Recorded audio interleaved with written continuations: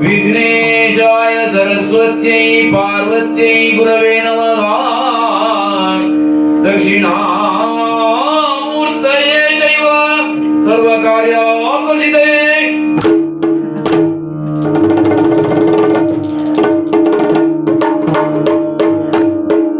देवर देव विनायक दिन दिनता तो कीटता तो दिनत दिनता।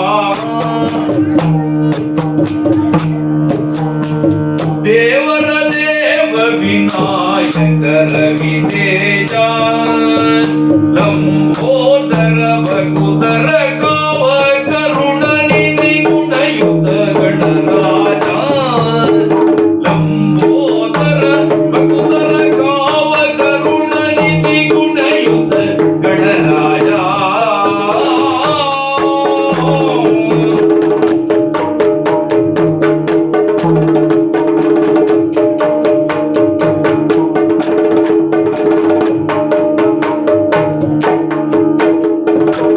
ಶಿವರನುತ ಮಹಿಮಾವಳಿ ಶೋಭಿತ ಶಿವರನುತ ಮಹಿಮಾವಳಿ ಶೋಭಿತ ಭಾವಿಸಿ ಬಾವುದು ಭಕ್ತರ ಸಂತತ। ಶಿವರನುತ ಮಹಿಮಾವಳಿ ಶೋಭಿತ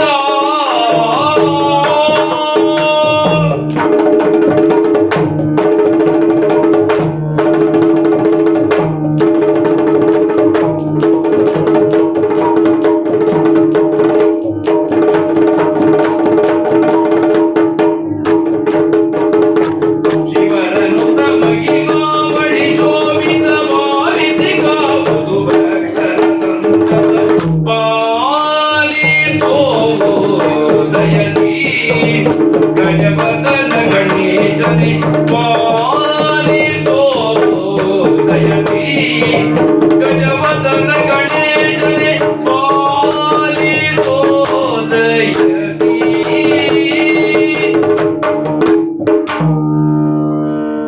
ಇಂದಿರಗೆ ತಲೆವಾಗಿ ಪರಮಾನಂದ ಭಕ್ತಿಯೊಳ ಜನ ಧ್ಯಾನಿಸಿ ವಂದಿಸುವೆ ಶಾರದೆಗೆ ಶಕ್ರಾದ್ಯಮಲರಿಂಗೆರಗಿ। ನಾಂದಿಯೊಳು ವರವ್ಯಾಸ ಮುನಿಪದ ದ್ವಂದ್ವ ಕಾನತನಾಗಿ ಕವಿಗಳ ಸನ್ನಡಿಗೆ ಬರುವೊಂದು ಬೇಳುವನಿ ಕಥಾಮೃತವ।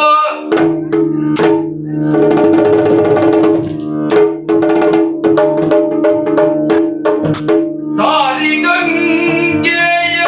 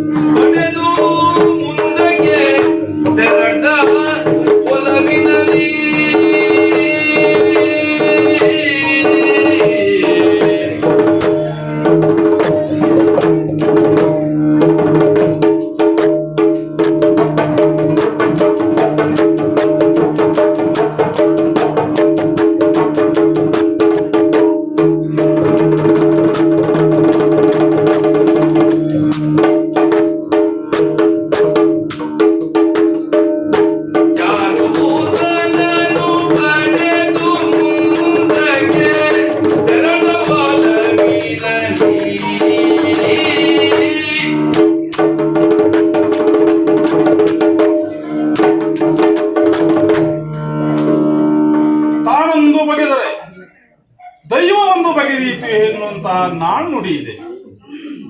ಆ ನಾಣ್ಣುಡಿ ನನ್ನ ಜೀವನಕ್ಕಾಗಿಯೇ ಬರೆದದ್ದು ಎನ್ನುವ ಭಾವ ನನಗೆ ಉಂಟಾಗುತ್ತಿದೆ. ನೋಡಿ, ಇಂದ್ರಪ್ರಸ್ಥದಲ್ಲಿ ನನ್ನಣ್ಣ ಧರ್ಮರಾಜ ಆಡಳಿತ ಮಾಡುತ್ತಾ ಇದ್ದಾನೆ. ನಾನು ಈಗ ತೀರ್ಥಯಾತ್ರೆಯನ್ನು ಮಾಡುತ್ತಿದ್ದೇನೆ. ಏಕೆ ಬಲ್ಲಿರ? 5 ಜನ ಪಾಂಡವರನ್ನು ವರಿಸಿದಂತಹ ದ್ರೌಪದಿ ಪಂಚವಲ್ಲಭೆಯಾದಳು. ಸರ್ವರು ಬಯಸುತ್ತಿರುವುದು ಪಾಂಡವರು ಧರ್ಮ ಪ್ರಕಾರ ನಡೆಯಬೇಕೆಂದು, ಅವರೊಳಗೆ ಯಾವತ್ತೂ ಸಹ ವೈಮನಸ್ಸು ಬರಕೂಡದೆಂದು ಮಹಿಮಾರಾದಂತಹ ನಾರದರು ಬಂದು ಹೇಳಿದರು. 5 ಪತಿಯನ್ನು ಹೊಂದಿರುವಂತಹ ದ್ರೌಪದಿಯ ಜೊತೆ ದಾಂಪತ್ಯ ಜೀವನವನ್ನ ನೀವು 5 ಹಂಚಿಕೊಳ್ಳಿ.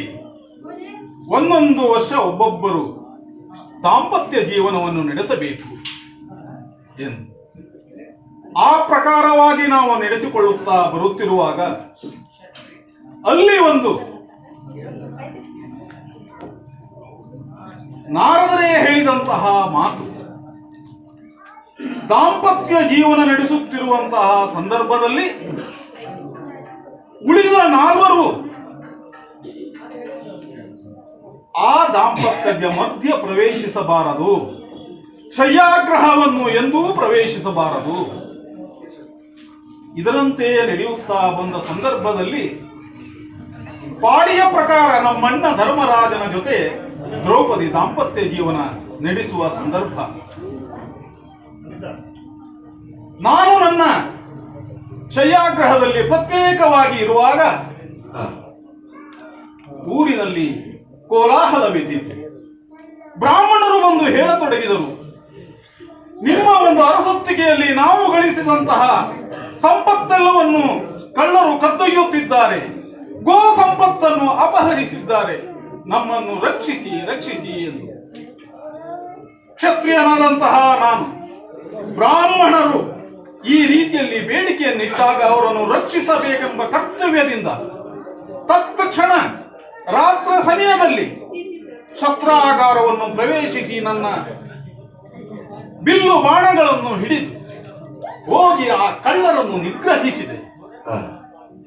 ನಿಗ್ರಹಿಸಿ ಬಂದಾಗ ನನಗೆ ಅರಿವಾದದ್ದು, ನಮ್ಮ ಇಂದ್ರಪ್ರಸ್ಥದಲ್ಲಿ ಶಸ್ತ್ರಾಗಾರ ನಮ್ಮಣ್ಣನ ಶಯ್ಯಾಗಾರದ ಪಕ್ಕಕ್ಕಿದೆ. ಭೀಮಾರ್ಜುನರು ಯಾವ ಸಮಯದಲ್ಲಾದರೂ ಶಸ್ತ್ರವನ್ನು ಹಿಡಿಯಬಹುದೆಂಬ ಅಂಶವನ್ನು ಮನಗಂಡು ನಮ್ಮಣ್ಣ ಶಯ್ಯಾಗಾರದ ಪಕ್ಕದಲ್ಲಿಯೇ ಶಸ್ತ್ರಾಗಾರವನ್ನು ನೈಋತ್ಯ ದಿಕ್ಕಿನಲ್ಲಿ ಸ್ಥಾಪಿಸಿದ್ದ. ನಾವೆಲ್ಲರೂ ಒಪ್ಪಿಕೊಂಡಿದ್ದೆವು. ಅವನ ಶಯ್ಯಾಗಾರವನ್ನು ಪ್ರವೇಶಿಸಿ ಶಸ್ತ್ರಾಗಾರಕ್ಕೆ ಹೋಗಿ ನಾನು ನನ್ನ ಬಿಲ್ಲು ಬಾಣಗಳನ್ನು ತೆಗೆದುಕೊಂಡು ಬಂದೆ. ನನ್ನಿಂದ ತಪ್ಪಾಗಿದೆ, ಇದಕ್ಕೆ ಶಿಕ್ಷೆಯಾಗಬೇಕು. ನಾರದರೇ ಹೇಳಿದಂತಹ ಮಾತು, 12 ವರ್ಷ ತೀರ್ಥಯಾತ್ರೆ ಮಾಡಬೇಕು. ಹೋಗಿ ನನ್ನ ಅಣ್ಣನಲ್ಲಿ ಹೇಳಿದೆ, ಈ ರೀತಿ ತಪ್ಪು ನನ್ನಿಂದ ಆಗಿದೆ, ಶಿಕ್ಷೆಯ ಪ್ರಕಾರ ನಾನು 12 ವರ್ಷ ತೀರ್ಥಯಾತ್ರೆಗೆ ಹೋಗುತ್ತೇನೆ. ಆಗ ನನ್ನನ್ನ ಧರ್ಮರಾಯ ಹೇಳಿದ, ಇಲ್ಲ, 12 ವರ್ಷ ಹೋಗಬೇಕೆಂದಿಲ್ಲ, ಶಾಸ್ತ್ರೋಚಿತವಾಗಿ 12 ತಿಂಗಳು ತೀರ್ಥಯಾತ್ರೆ ಮಾಡಿದರೆ ಸಾಕು. ನಾನು ಬಯಸಿದ್ದು ಬ್ರಾಹ್ಮಣರ ರಕ್ಷಣೆ, ಆದರೆ ನನಗೆ ಒದಗಿ ಬಂದಿದ್ದು 1 ವರ್ಷ ತೀರ್ಥಾಟನೆ ಮಾಡುವಂತಹ ಅವಕಾಶ.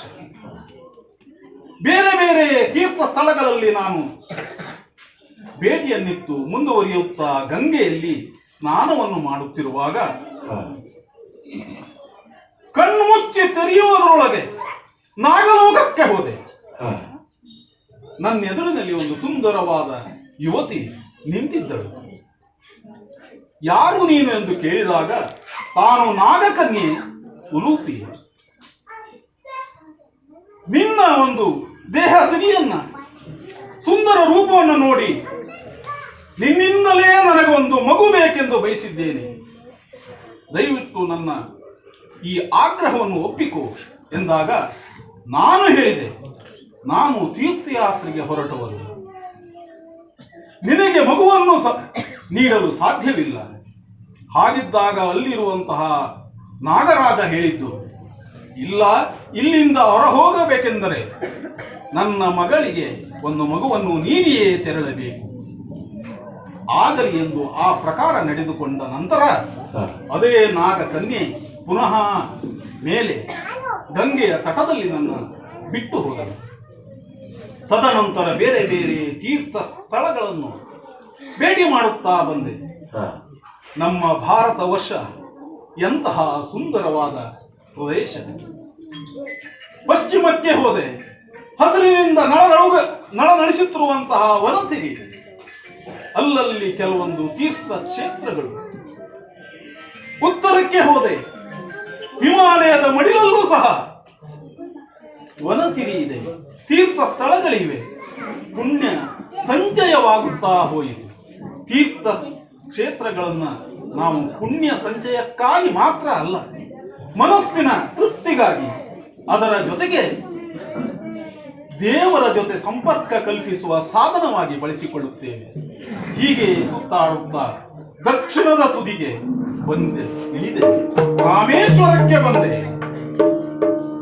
ಆ ರಾಮೇಶ್ವರದಲ್ಲಿ ಏನನ್ನು ನೋಡುತ್ತಿದ್ದೇನೆ ನಾನು?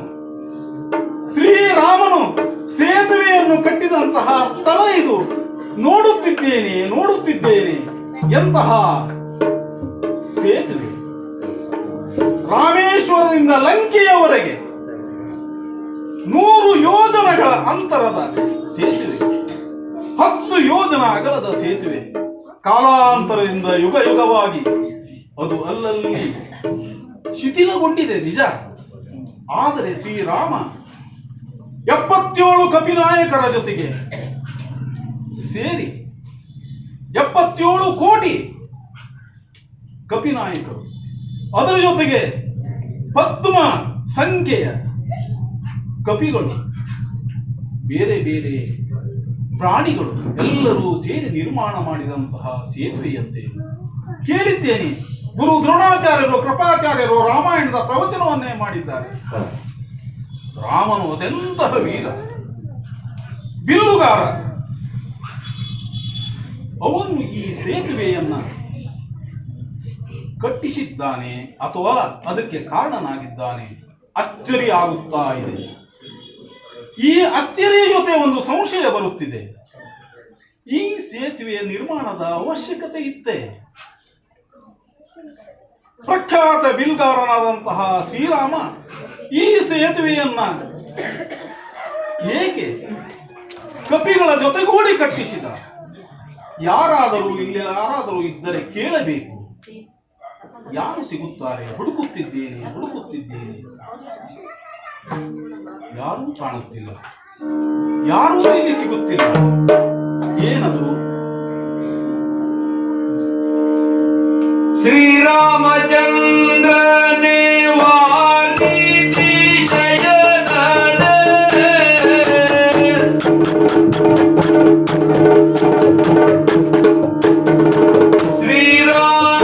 ಶ್ರೀರಾಮಚಂದ್ರನೇ ವಾಲ್ಮೀಕಿ ಶಯನನೇ, ಘೋರ ರಕ್ಕಸಗಳನೆ, ಘೋರ ರಕ್ಕಸಗಳನೆ,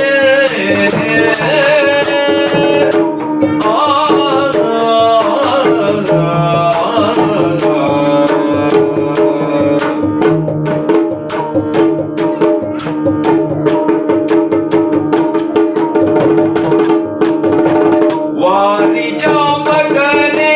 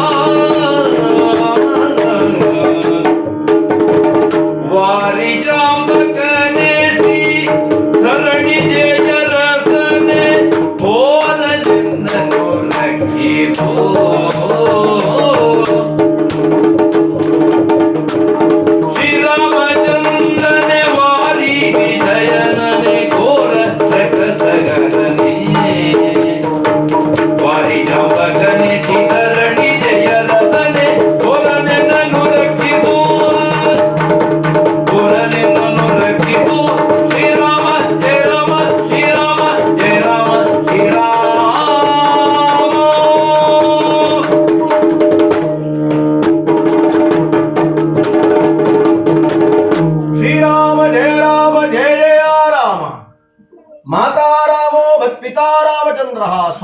ಶ್ರೀರಾಮೋ ಸಖಾ ರಾಮಚಂದ್ರ ಸರ್ವಸ್ವಮ್ಮೇ ರಾಮಚಂದ್ರೋದಯಾಲು ನಾಣ್ಯಂ ಜಾನೆ ನೈವ ಜಾನೆ ನ ಜಾನೆ. ರಾಮನನ್ನು ಹೊರತುಪಡಿಸಿ ಮತ್ತಾರನ್ನು ಧ್ಯಾನಿಸುವ ಮನಸ್ಸು ನನಗಿಲ್ಲ. ಸದಾ ರಾಮನಾಮ ಧ್ಯಾನದಲ್ಲಿಯೇ ನಾನು ಕಾಲವನ್ನು ಕಳೆಯುವುದು. ಈ ಸಮುದ್ರದ ತಟದಲ್ಲಿ ಸದಾ ರಾಮನ ನಾಮವನ್ನು ಧ್ಯಾನಿಸುತ್ತಾ, ಹಿಂದೆ ರಾಮನ ಕುರಿತಾಗಿ ನಾನು ಮಾಡಿದಂತಹ ಕಾರ್ಯವನ್ನೇ ಸಂಸ್ಮರಿಸುತ್ತಾ, ರಾಮನ ಮೂರ್ತ ರೂಪವನ್ನು ನನ್ನ ಹೃದಯಾಂತರಾಳದಲ್ಲಿ ನೆರಳಿಸಿಕೊಂಡು ಅವನನ್ನೇ ಧ್ಯಾನಿಸ್ತಾ ಇದ್ದೆ. ಕಾಯುವಿಕೆ ಅನ್ನುವುದು ಎಲ್ಲರಿಗೂ ಅನಿವಾರ್ಯ. ನಾನು ಕಾಯ್ತಾ ಕಾಯ್ತಾ ಕಾಯ್ತಾ ಇರುವುದು. ಕೆಳಗಡೆ ಸಮುದ್ರದ ತಳದಲ್ಲಿರುವಂತಹ ಈ ಮರಳು ನನ್ನನ್ನು ಕಾಯಿಸ್ತಾ ಉಂಟು. ಬಿಸಿ ಸಾಮಾನ್ಯವಾದುದಲ್ಲ ಇದು. ಮೇಲೆಗಡೆ ಇರುವಂತಹ ರಾಮನ ವಂಶೀಯನಾದಂತಹ ಮೂಲಪುರುಷನಾದಂತಹ ಸೂರ್ಯದೇವ ಅವನೂ ಕಾಯಿಸ್ತಾನೆ.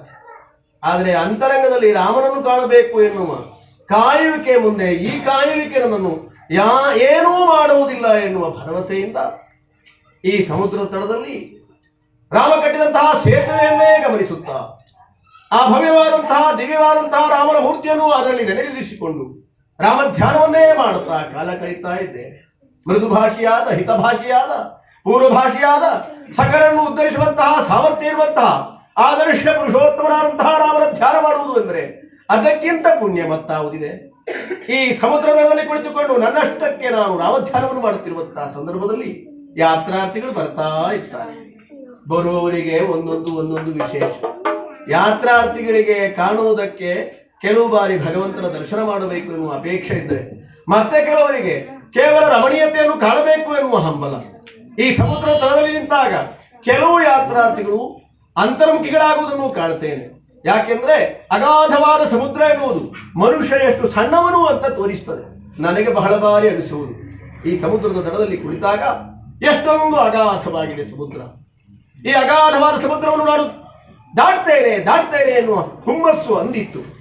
ಆದರೆ ಭವಸಾಗರವನ್ನು ದಾಟುವುದಕ್ಕೆ ರಾಮನಾಮದ ಮುಂದೆ ಬೇರೆ ಯಾವುದೂ ಇಲ್ಲ ಎನ್ನುವುದು ಅರ್ಥವಾದ ಮೇಲೆ ಈ ಭವಸಾಗರವನ್ನು ದಾಟುವುದಕ್ಕೆ ರಾಮನಾಮವೇ ಮಂತ್ರ ಎನ್ನುವುದಾಗಿ ಭಾವಿಸಿ ರಾಮನಾಮ ತಾರಕ ಮಂತ್ರವನ್ನು ಜಪಿಸುತ್ತಾ ಈ ಮರಳಿನ ಮೇಲೆ ಕುಳಿತುಕೊಂಡು ಸಮುದ್ರದ ತಳದಲ್ಲಿದ್ದು ಅವನನ್ನೇ ಧ್ಯಾನಿಸ್ತಾ ಇದ್ದೇನೆ. ಲೋಕದ ಗೊಡವೆ ನನಗೆ ಹಾಕಬೇಕು. ಶ್ರೀರಾಮ ಜಯ ರಾಮ ಜಯ ಜಯ ರಾಮ, ಶ್ರೀರಾಮ ಜಯ ರಾಮ ಜಯ ಜಯ. ಅಲ್ಲೆಲ್ಲೋ ರಾಮ ರಾಮ ಹೇಳುವಂತಹ ಧ್ವನಿ ಕೇಳಿಸುತ್ತಿದೆಯಲ್ಲ, ಯಾರಿರಬಹುದು? ನೋಡುತ್ತೇನೆ ನೋಡುತ್ತೇನೆ ನೋಡುತ್ತೇನೆ. ಒಂದು ಸಣ್ಣ ಕಪಿ, ವಯಸ್ಸಾಗಿದೆ, ಬಿಸಿ ಬಿಸಿ ಇರುವಂತಹ ಕಾಯುತ್ತಿರುವಂತಹ ಮರಳ ಮೇಲೆ ಕುಳಿತು, ಮೇಲೆ ಸೂರ್ಯನ ಬಿಸಿಲು, ಮಧ್ಯದಲ್ಲಿ ರಾಮ ಜಪ ಮಾಡುತ್ತಾ ಇದೆಯಲ್ಲ. ನಮ್ಮ ಈ ದ್ವಾಪರದಲ್ಲೂ ಸಹ ಕೆಲವು ಪ್ರಾಣಿಗಳು ಮಾತನಾಡುತ್ತಾ ಇರುತ್ತವೆ. ಈ ಮಾತನಾಡುತ್ತಿರುವಂತಹ ಪ್ರಾಣಿ ಯಾವುದು ನೋಡಿದರೆ ಕಪಿಯಂತೆಯೇ ಕಾಣುತ್ತಿದೆ.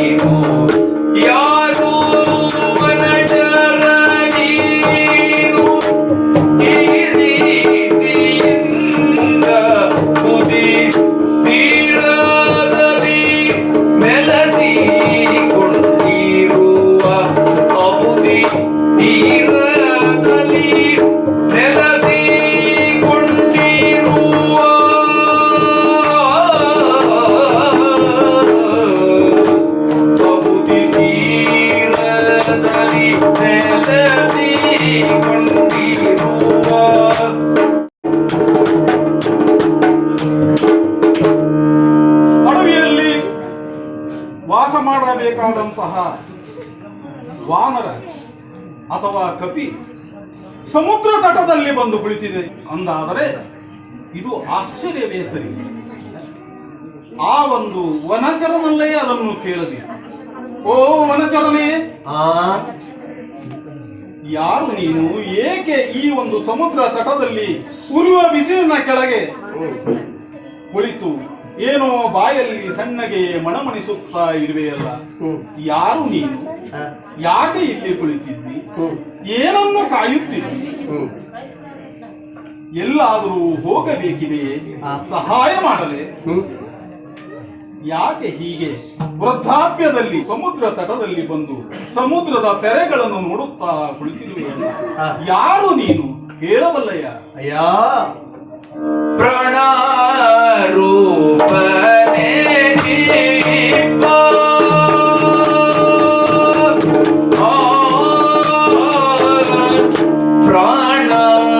ಪ್ರಾಣರೂಪನೇ ನೀಪ, ವಾಯು ಎನ್ನಯ ಜನಕ, ಪ್ರಾಣರೂಪನೇ ನೀಪ, ವಾಯು ಎನ್ನಯ ಜನಕ, ಕ್ಷೀಣಬಲ ಹನುಮ ಎಂದೇನೋ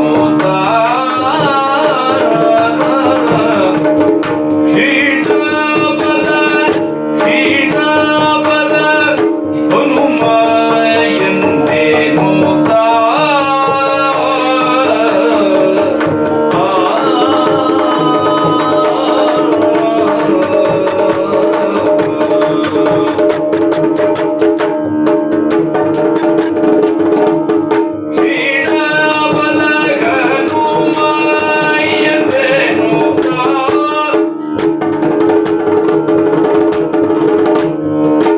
ಶೋಣಿಯಲ್ಲಿ ಬೆದರಾದು ಜನಗೆ ಕೇಳನಲು,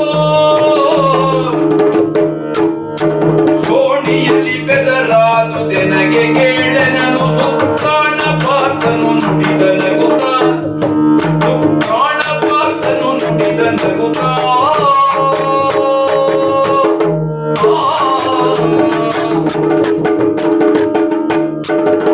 ಶ್ರೀರಾಮ ಜಯ ರಾಮ ಜಯ ಜಯ ರಾಮ. ಅಯ್ಯ, ವನಚರನೆ, ಎತ್ತರದವನು ನೀನು. ಬಗ್ಗಿ ನನ್ನೆಡೆಗೆ ತಿರುಗಿ ಯಾರು ನೀನು ಅನಚರ ಅಂತ ಕೇಳ್ತಾ ಇದ್ದೀನಿ. ನಾನು ಉತ್ತರಿಸುವುದಕ್ಕೆ ಮನ ಮಾಡದೆ ಇರುವವನೇ, ಆದರೂ ಬಾಗಿ ವಿನಮ್ರತೆಯಿಂದ ಯಾರು ಎನ್ನುವುದನ್ನು ತಿಳಿದುಕೊಳ್ಳಬೇಕು ಎನ್ನುವ ಭಾವದಿಂದ ಕೇಳ್ತಾ ಇದ್ದೀಯಲ್ಲ, ಅದಕ್ಕಾಗಿ ಹೇಳೋಣ ಅಂತ ಉಪಕ್ರಮಿಸ್ತಾ ಇದ್ದೇನೆ. ನಾನು ಅಲ್ಲ, ನೀನು ಅಲ್ಲ, ಸಕಲ ಜೀವಿಗಳು ಬದುಕುವುದಕ್ಕೆ ಕಾರಣೀಕರ್ತವಾದದ್ದು ಪ್ರಾಣ ಅಲ್ವೇ? ಅದನ್ನು 5 ಹೇಳ್ತಾರೆ. ಮತ್ತೆ 5 ಇದೆ.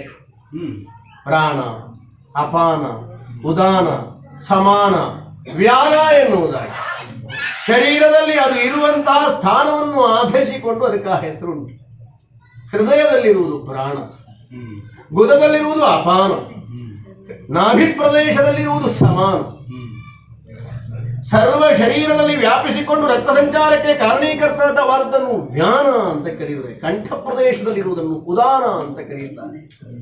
ಹಾಗೆಯೇ ಸಕಲ ಲೋಕದ ಸಂಚಾರಕ್ಕೆ ಕಾರಣೀಕರ್ತರಾದಂತಹ ಹೆಚ್ಚೇನು ಎಲ್ಲ ಜೀವಿಗಳು ಬದುಕುವುದಕ್ಕೆ, ಜೀವಿಗಳ ಉಗಮಕ್ಕೆ, ಜೀವಿಗಳು ವೃದ್ಧಿಸುವುದಕ್ಕೆ ಕಾರಣೀಕರ್ತವಾದದ್ದು ವಾಯು ಅಲ್ಲವೇ?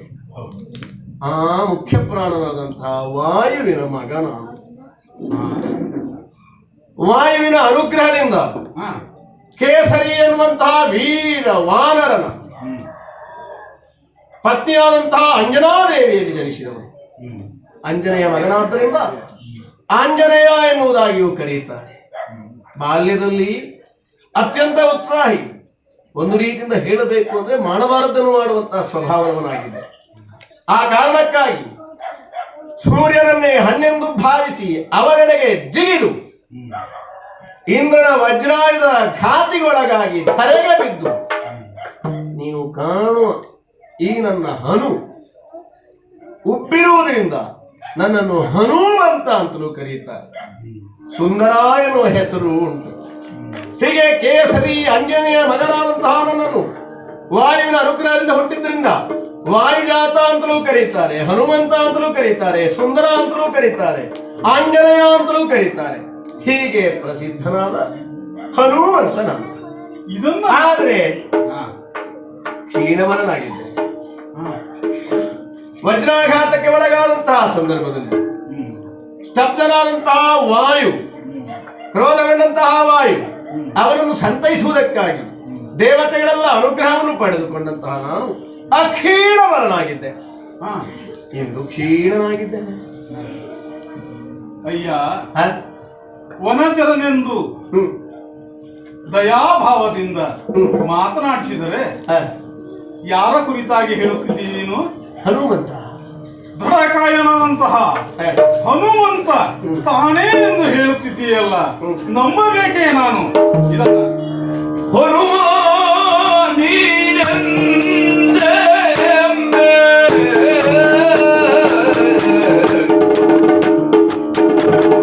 ಹನುಮ ಹನುಮ ನೀನೆಂದೆ ಹನುಮ ನೋಡಿದಡೆ ಹನುಮ ನೋಡಿದಡೆ ಬಡ ಗುಣಗಿ ನಂದ ತೋಳಿರುವೆಗೆ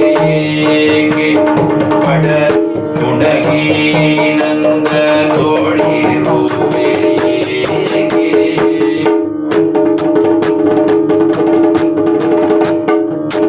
ಘನತರದ ಕಾಯ ಮಾತಂಗೆಂದು ಜನರುತ್ತಿರುವ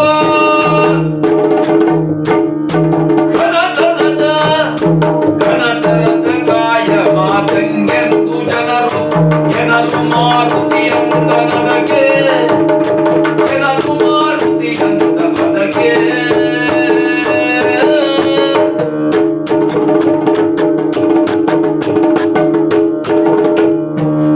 ಹನುಮಂತನ ಕುರಿತಾಗಿ ಸಾಕಷ್ಟು ಕೇಳಿದ್ದೇನೆ ನಾನು. ಹಾ. ಹಿಂದಿನ ಯುಗದಲ್ಲಿ, ಕೃತಯುಗದಲ್ಲಿ ಹ್ಮ್. ರಾಮನ ದಾಸನಾದಂತಹ ಹನುಮಂತ ಹ್ಮ್. ಸಾಮಾನ್ಯನೇನೋ ಅವನು. ಹ್ಮ್. ಕೇಳಿದ್ದೇನೆ, ಹ್ಮ್. ರಾಮನ ಭಕ್ತಿಯೇ ತನ್ನ ಜೀವವೆಂದು ಹ್ಮ್. ರಾಮನ ದಾಸನಾಗಿ ಹ್ಮ್. ಮೆರೆದಂತಹ ಹನುಮಂತ ಹ್ಮ್. ಸಾಮಾನ್ಯನೇ. ಹ್ಮ್. ಇಲ್ಲಿಂದ ಲಂಕೆಗೆ 100 ಯೋಜನ ಹ್ಮ್. ಒಂದೇ ಎಗೆತದಲ್ಲಿ ಹ್ಮ್. ಹಾರಿದಂತಹ ಹನುಮಂತ, ಹ್ಮ್. ಅದರ ಜೊತೆಗೆ ಹ್ಮ್. ರಾಮ ಲಕ್ಷ್ಮಣರನ್ನು ತನ್ನೆಯ ಭುಜದ ಮೇಲೆ ಇಟ್ಟುಕೊಂಡು ಹಾ. ಹಾರಿದಂತಹ ಹನುಮಂತ, ಹ್ಮ್. ವಾಲಿಯನ್ನೇ ನಡುಗಿಸಿದಂತಹ ಹನುಮಂತ, ಹ್ಮ್. ಹಿಂದೆ ಆ ಒಂದು ರಾವಣ ವಧೆಯ ಸಂದರ್ಭದಲ್ಲಿ ರಾಕ್ಷಸ ಕುಲವನ್ನು ಬಡಿದಂತಹ ಹನುಮಂತ, ಘನ ಕಾಯವನ್ನು ಹೊಂದಿದಂತಹ ಹನುಮಂತ, ಅವನ ಕುರಿತಾಗಿ ಸಾಕಷ್ಟು ತಿಳಿದಿದ್ದೇನೆ ನಾನು. ಒಳ್ಳೆಯದು. ನೀನು ಸಣಕಲು ದೇಹವನ್ನು ಹೊಂದಿ ನರಳುತ್ತಾ ಕುಳಿತಿರುವಂತಹ ವಾನರ ಪ್ರಾಣಿಯಂತೆ ಗೋಚರಿಸುತ್ತಿದ್ದೀಯ. ನೀನು ತಾನು ಹನುಮಂತನೆಂದು ಹೇಳಿದರೆ ನಾನು ನಂಬಬೇಕು, ನಂಬಲು ಸಾಧ್ಯವಿಲ್ಲ. ಕೆಲವು ಮಾತುಗಳೇ ಹಾಗೆ. ದಾರಿ ಹೋಕರಲ್ಲಿ ಕೆಲವು ಮಾತುಗಳನ್ನು ಹೇಳಿ ತಾನು ಇಂತಹವನು ಎಂದು ಬಿಂಬಿಸಿಕೊಂಡು ಅದರ ಲಾಭವನ್ನು ಪಡೆಯುವರು ಸಾಕಷ್ಟು ಜನರು ಈ ಒಂದು ಪ್ರಪಂಚದಲ್ಲಿ ಇದ್ದಾರೆ. ಆದರೆ ನಾನು ಆ ರೀತಿಯಲ್ಲಿ ದಾರಿ ಹೋಕರಂತೆ ಹೋಗುವವನಲ್ಲ. ಕ್ಷತ್ರಿಯ ಕುಲದಲ್ಲಿ ಹುಟ್ಟಿದಂತಹ ನಾನು ಪ್ರತಿಯೊಂದನ್ನು ಅಳೆದು ನೋಡುತ್ತೇನೆ, ಸೂಕ್ಷ್ಮವಾಗಿ ವಿಚಾರಿಸುತ್ತೇನೆ. ಒಮ್ಮೆ ನೀನು ಹನುಮನೇ ಆಗಿದ್ದರೆ ಈ ಒಂದು ಕಾಯ ನಿನಗಿರಲು ಸಾಧ್ಯವೇ? ನಾವು ಓದಿದ್ದೇವೆ, ಕೇಳಿದ್ದೇವೆ, ರಾಮಾಯಣವನ್ನು ಓದಿದ್ದೇವೆ. ರಾಮನ ಬಗ್ಗೆ ಅಪರಿಮಿತ ಗೌರವವನ್ನು, ಭಕ್ತಿಯನ್ನು ಇರಿಸಿಕೊಂಡು ಓದಿದ್ದೇವೆ. ಆದರೆ ಶ್ರೀರಾಮಚಂದ್ರನ ಆ ಹನುಮಂತನ ಹೆಸರನ್ನು ಹೇಳಿಕೊಂಡು ನೀನು ಸಾಧಿಸಬೇಕಾದದ್ದಾದರೂ ಏನಿದೆ? ತಾನೇ ಹನುಮನೆಂದು ಹೇಳುತ್ತಿದ್ದೀಯಲ್ಲ, ಈ ರೂಪಕ್ಕೆ ಹಾಗಾದರೆ ಕಾರಣ ಏನು ಹೇಳಬಲ್ಲಯ್ಯ? ನಾನು ಜಪಿಸುತ್ತಿರುವ ಮಂತ್ರವನ್ನೇ ನೀನು ನರನಾಟ ಅಂತ ಭಾವಿಸಿದೆ. ನರನಾಡುತ್ತಿರುವುದಲ್ಲ ಇದು, ರಾಮನ ಧ್ಯಾನ ಮಾಡುತ್ತಿರುವವನು ನಾನು. ನೀನು ಎಲ್ಲರಂತಿಲ್ಲ ಅನ್ನುವುದನ್ನು ನಾನು ಗಮನಿಸಿದ್ದೇನೆ. ಇಲ್ಲಿ ಬರುವಂತಹ ಯಾತ್ರಾರ್ಥಿಗಳ ಹಾಗೆ ನಿನ್ನ ಶರೀರ ಇಲ್ಲ, ವೇಷಭೂಷಣಗಳು ಹಾಗಿಲ್ಲ, ಕ್ಷತ್ರಿಯಂತೆ ಕಾಣುತ್ತೀಯ. ಬೆನ್ನಲ್ಲಿ ತುನೀರ ಉಂಟು, ವೇಷಭೂಷಣಗಳಲ್ಲಿ ನೋಡಿದರೆ ಅರಸುವರ್ಣಂತೆ ಕಾಣುತ್ತೀಯ, ಧನುಸ್ಸನ್ನು ಹಿಡಿದಿದ್ದೀಯ. ಕುತೂಹಲ ಉಂಟು ನಿನಗೆ. ಕುತೂಹಲದಿಂದ ಕೇಳ್ತೀಯಂತಾದ್ರೆ ಹೇಳ್ತೇನೆ, ಕೇಳಯ್ಯ. ಕೇಳಯ್ಯೋ ನಮ್ಮ ತನು ಬಡವಾದುದು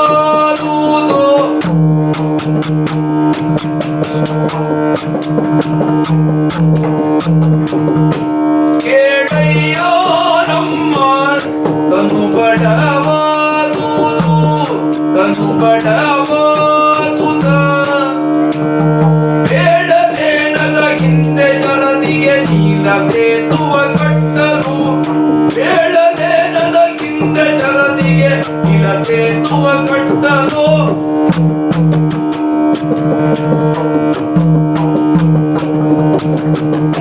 ಅಯ್ಯ, ವನಚರನೇ, ನಿನ್ನ ಕುತೂಹಲ ತಪ್ಪಲ್ಲ. ನೀನು ಹನುಮಂತನ ಕುರಿತು ತಿಳಿದವನಿದ್ದೀಯ. ಹನುಮಂತನೆಂದರೆ ವಜ್ರಕಾಯ, ಅತ್ಯಂತ ದೃಢ ಶರೀರವುಳ್ಳವನು. ನನ್ನನ್ನು ನೋಡಿ ಸಣ್ಣವನು ಹಾಗೆ ಕಾಣ್ತಾ ಇದ್ದೆ.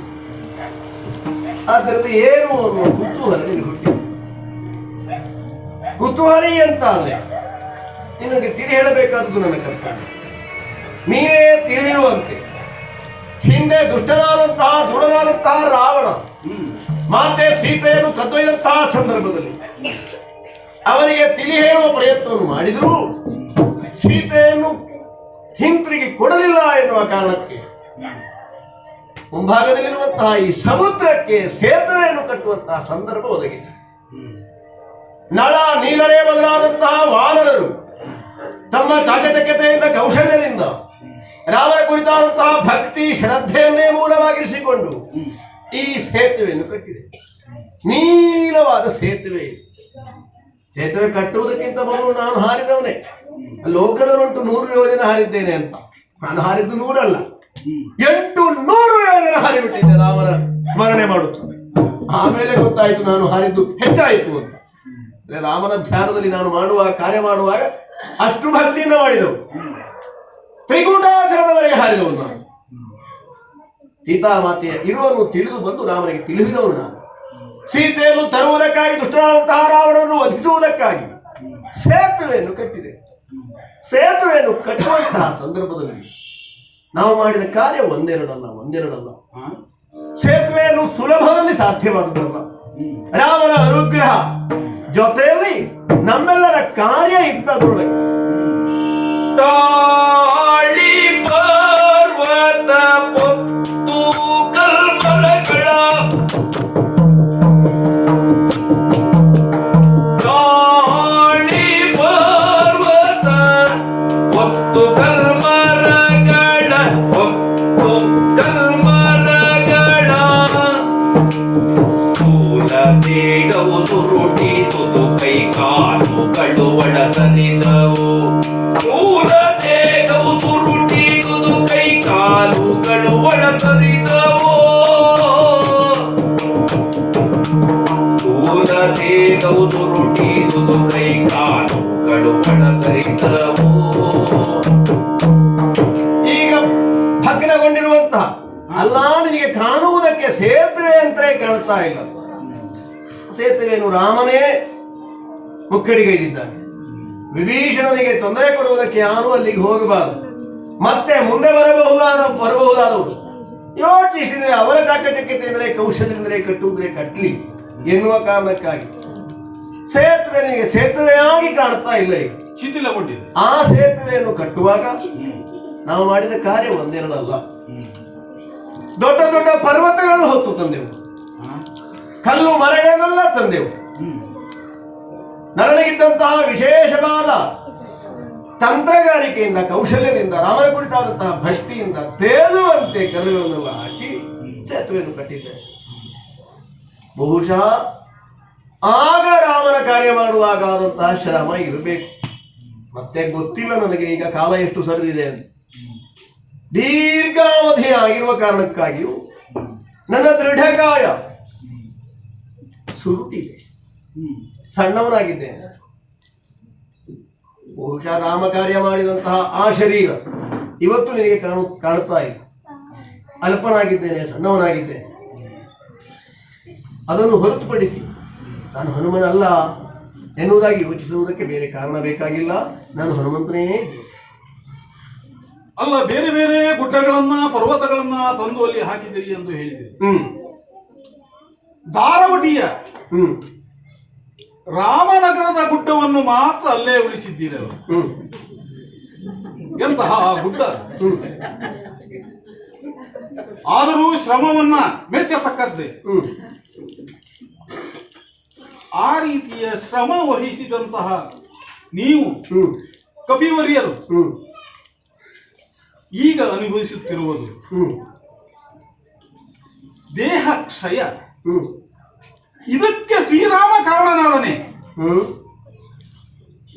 ಶ್ರೀರಾಮಚಂದ್ರಮನ ಶೌರ್ಯವನ್ನು ನಾನು ಕೇಳಿದ್ದೇನೆ. ನಾನು ಚಂದ್ರಕುಲದ ಅರಸು ಶಂತನುವಿನ ಮರಿಮೊಮ್ಮಗ, ಭೀಷ್ಮನ ಮೊಮ್ಮಗ, ಪಾಂಡವಿನ ಮಗ, ಮಧ್ಯಮ ಪಾಂಡವ ಅರ್ಜುನ, ದ್ರೋಣಾಚಾರ್ಯರು, ಕೃಪಾಚಾರ್ಯರು ನನ್ನ ಗುರುಗಳು. ಅವರು ಹೇಳಿಕೊಟ್ಟಿದ್ದಾರೆ. ಧನುರ್ವಿದ್ಯೆಯನ್ನು ನಾನು ಕಲಿಯುವಾಗ ಶ್ರೀರಾಮಚಂದ್ರ ರಾವಣನ್ನು ವಧಿಸಲು ಇಂದ್ರನು ಕೊಟ್ಟಂತಹ ರಥದ ಮೇಲೆ ಕಾಲ ಬೆರಳ ತುದಿಯಲ್ಲಿ ನಿಂತು ಹಾರಿ ಶರವನ್ನು ಬಿಟ್ಟಿದ್ದ. ಆ ಶರದ ಮಹಿಮೆ ಏನೆಂದರೆ ಒಮ್ಮೆಲೆ 10 ತಲೆಗಳು ಹರಣಗೊಳ್ಳಬೇಕು. ಆ ಕೌಶಲವನ್ನು ಕಲಿಯಿರಿ ಎಂದು ಕಲಿಸಿಕೊಟ್ಟಿದ್ದಾರೆ, ಕೇಳಿದ್ದೇನೆ. ಆದರೆ ಈ ಒಂದು ಶಿಥಿಲಗೊಂಡ ಸೇತುವೆಯನ್ನು ನೋಡುವಾಗ, ಅಷ್ಟೇ ಶಿಥಿಲಗೊಂಡ ನಿನ್ನನ್ನು ನೋಡುವಾಗ ಮನದಲ್ಲಿ ಸಂಶಯ. ಏನು? ಇಂತಹ ಸೇತುವೆ ಕಟ್ಟುವ ಅನಿವಾರ್ಯವಿತ್ತೆ. ಶರದಲ್ಲೇ ಸೇತುವೆಯನ್ನು ಕಟ್ಟಬಹುದಿತ್ತಲ್ಲ. ಶರದ ಸೇತುವೆಯನ್ನು ಕಟ್ಟುವಂತಹ ಸಾಮರ್ಥ್ಯ ಶ್ರೀರಾಮನಿಗಿದೆ. ಅಂತಾದಲ್ಲಿ ನಿಮ್ಮನ್ನು ನೋವಿನೆಡೆಗೆ ನೂಕುವ ಅನಿವಾರ್ಯತೆ ಏನಿತ್ತು? ವೀರನಾದವನು ತನ್ನ ಬೆಂಬಲಿಗರೆಲ್ಲರ ಸೌಖ್ಯವನ್ನು ಬಯಸಬೇಕು. ಇಲ್ಲಿ ಶ್ರೀರಾಮಚಂದ್ರ ತಪ್ಪಿದನೇ ಎಂದು ನನಗೆ ಅನಿಸುತ್ತಿದೆ. ಏನ್ ಹೇಳ್ತಾ ಇದ್ದೇನು? ಏನುವೆ ಎಂದೆಯೋ ಮಾನವ, ಏನುವೆ ಎಂದೆಯೋ ಮಾನವ, ಗರ್ವದಿ ತಾನುವನಿ ಅಡರಿ, ಗರ್ವದಿ ತಾನುವನಿ ಅಡರಿ.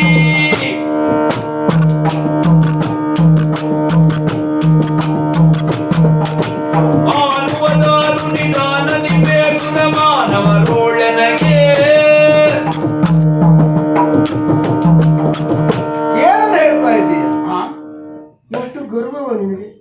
ಗರ್ವ ಅಲ್ಲ, ಹೀಗೆ ಮಾಡಬಹುದಿತ್ತು. ತಪ್ಪಿರಬೇಕು ಶ್ರೀರಾಮ. ನನ್ನ ಶ್ರೀರಾಮ ತಪ್ಪಿದ್ದಾನೆ ಅನ್ನುವುದಷ್ಟರೊಳಗೆ ಮಾತನಾಡ್ತೀಯ ಅಂತಾದ್ರೆ ಗರ್ವ ಅಲ್ಲದೆ ಇನ್ನೇನು? ರಾಮ ಮನಸ್ಸು ಮಾಡಿದ್ರೆ ಏನೂ ಮಾಡಿ. ಆದ್ರೆ ರಾಮ ಮನಸ್ಸು ಮಾಡಿದ್ದು ಹೇಗೆ? ತನ್ನ ಜೊತೆಯಾಗಿ ಬಂದಿರುವಂತಹ 77,000 ಕೋಟಿ ಕಪಿಗಳ ಸಹಾಯವನ್ನು ಪಡೆದು ನಮಗೆ ರಾಮ ಸೇವೆಯನ್ನು ಮಾಡುವುದಕ್ಕೆ ಅವಕಾಶ ಒದಗಿಸಿ ಸಕಲರನ್ನು ಸೇರಿಸಿಕೊಂಡು ಸೇತುವೆಯನ್ನು ನಿರ್ಮಿಸಿ ಆ ರಾಮ ಸೇತುವೆಯನ್ನು ಅಲ್ಲಗಳೆಯುತ್ತಾ ಅಲ್ಲಾದನ್ನು ಹಂಗಿಸುತ್ತಾ ತಿರಸ್ಕರಿಸುತ್ತಾ ಸರಳಿನಲ್ಲಿಯೇ ಸೇತುವೆ ಕಟ್ಟಬಹುದಿತ್ತು.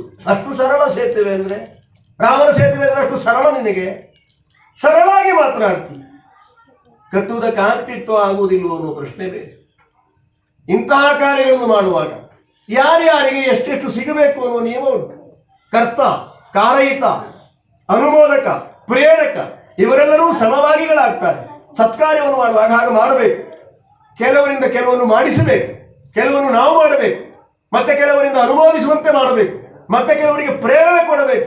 ಹೀಗೆ ಪ್ರೇರಕನಾಗಿ, ಕಾರಯಿತನಾಗಿ, ನಮಗೆಲ್ಲರೂ ಅನುಮೋದಕನಾಗಿ ರಾಮನಿದ್ದು ಇಡೀ ಕಪಿಸೇನೆ ಮಾತ್ರ ಅಲ್ಲ, ಕರಡಿಗಳನ್ನೂ ಸೇರಿಸಿಕೊಂಡು ಸಕಲರನ್ನೂ ಸೇರಿಸಿಕೊಂಡು ಕಟ್ಟಿದ ಸೇತುವೆ ಇದು. ಈ ಸೇತುವೆಯನ್ನು ಕುರಿತು ಹಂಗಿಸಿ ಮಾತನಾಡ್ತೀಯೇನೋ? ಹಾಗೆ ಸೇತುವೆಯನ್ನು ಕಟ್ಟುವುದಕ್ಕೆ ಸಾಧ್ಯ ಉಂಟಾ? ಅಲ್ಲ, ಸರಳಿನಿಂದ ಕಟ್ಟಿ ಬಿಡ್ತೇನೆ ಅನ್ನೋದಕ್ಕೆ ಅಂಥದ್ದೇನಾದ್ರೂ ಮಾಡ್ಲಿಕ್ಕೆ ಉಂಟಾ ನಿನ್ನ ಹತ್ರ? ಸರಳಿನಿಂದ ಸೇತುವೆಯನ್ನು ನಾನೇ ಕಟ್ಟಿದ್ದೇನೆ.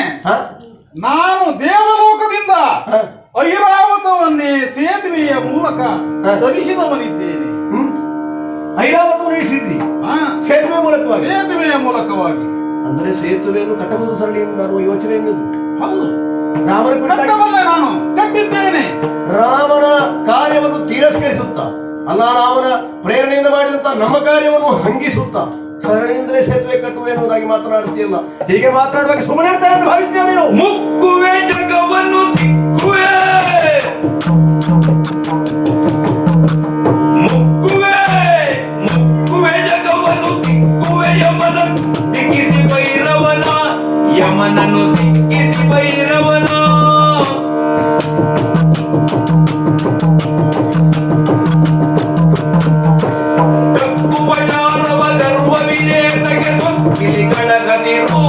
ಅವಮಾನದ ಮಾತುಗಳನ್ನು ಆಡಿದಿರಿ ಅಂತಾದ್ರೆ, ರಾಮ ಸೇತುವನ್ನು ಕುರಿತು ಮತ್ತೊಂದು ಮಾತನಾಡಿರಿ ಅಂತಾದ್ರೆ, ಮುಕ್ಕುವ ಜಗವನ್ನು ಜಗತ್ತನ್ನೇ ಮುಕ್ಕಿ ನೀರು ಮಾಡಬಹುದಾದಂತಹ ಸಾಮರ್ಥ್ಯ ಉಳ್ಳವರು ನಾವು.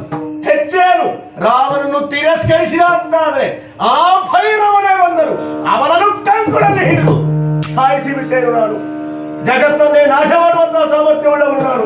ರಾಮನ ಕುರಿತಾಗಿ ತಿರಸ್ಕಾರದ ಮಾತನಾಡ್ತೀಯೋ, ರಾಮನ ಕಾರ್ಯವನ್ನು ತಿರಸ್ಕರಿಸುವಂತೆ ಮಾತನಾಡ್ತೀಯೋ, ರಾಮನ ಸೇವಕರಾದಂತಹ ನಮ್ಮ ಕಾರ್ಯವನ್ನು ಹಂಗಿಸಿ ಮಾತನಾಡ್ತೀಯೋ, ರಾಮನ ಸೇತುವೆಯನ್ನು ಹಂಗಿಸುವಂತೆ ಮಾತನಾಡ್ತೀಯ ಅಂತಾದ್ರೆ ಸುಮ್ಮನೆ ಇರ್ತೇನೆ ನಾನು. ಏನೋ ಮಕ್ಕಳೇ ಗರುವುದೇ ನಿನ್ನ, ಏನೋ ಮಕ್ಕಳೇ ಗರುವುದಿ ನೀನು, ಸುಮಧುರ ಫಲವೇನು, ಸುಮಧುರ ಕಳೆನ ಫಲವೇನು, ಬಲವೇನ ಜಗದೇ ಬಲದಿ ಮುರಿಯದಲೇ ನಂದು. ಯಾವ ಮರ್ಕಟನೆ, ಆ ನಾನು ಹೀಗೆ ಶ್ರೀರಾಮ ಮಾಡಬಹುದಿತ್ತು. ನಿನ್ನ ಈ ದೈನತಾ ಭಾವವನ್ನು ನೋಡಿ ಮರುಗಿ ಮಾತನಾಡಿದರೆ ನನ್ನ ಒಂದು ಬಿಲ್ಲುಗಾರಿಕೆಯನ್ನೇ, ನನ್ನ ಧನುರ್ವಿದ್ಯಾ ಪಾರಿಣ್ಯತ್ವವನ್ನೇ ಪ್ರಶ್ನಿಸುತ್ತಿದ್ದೀಯಲ್ಲ.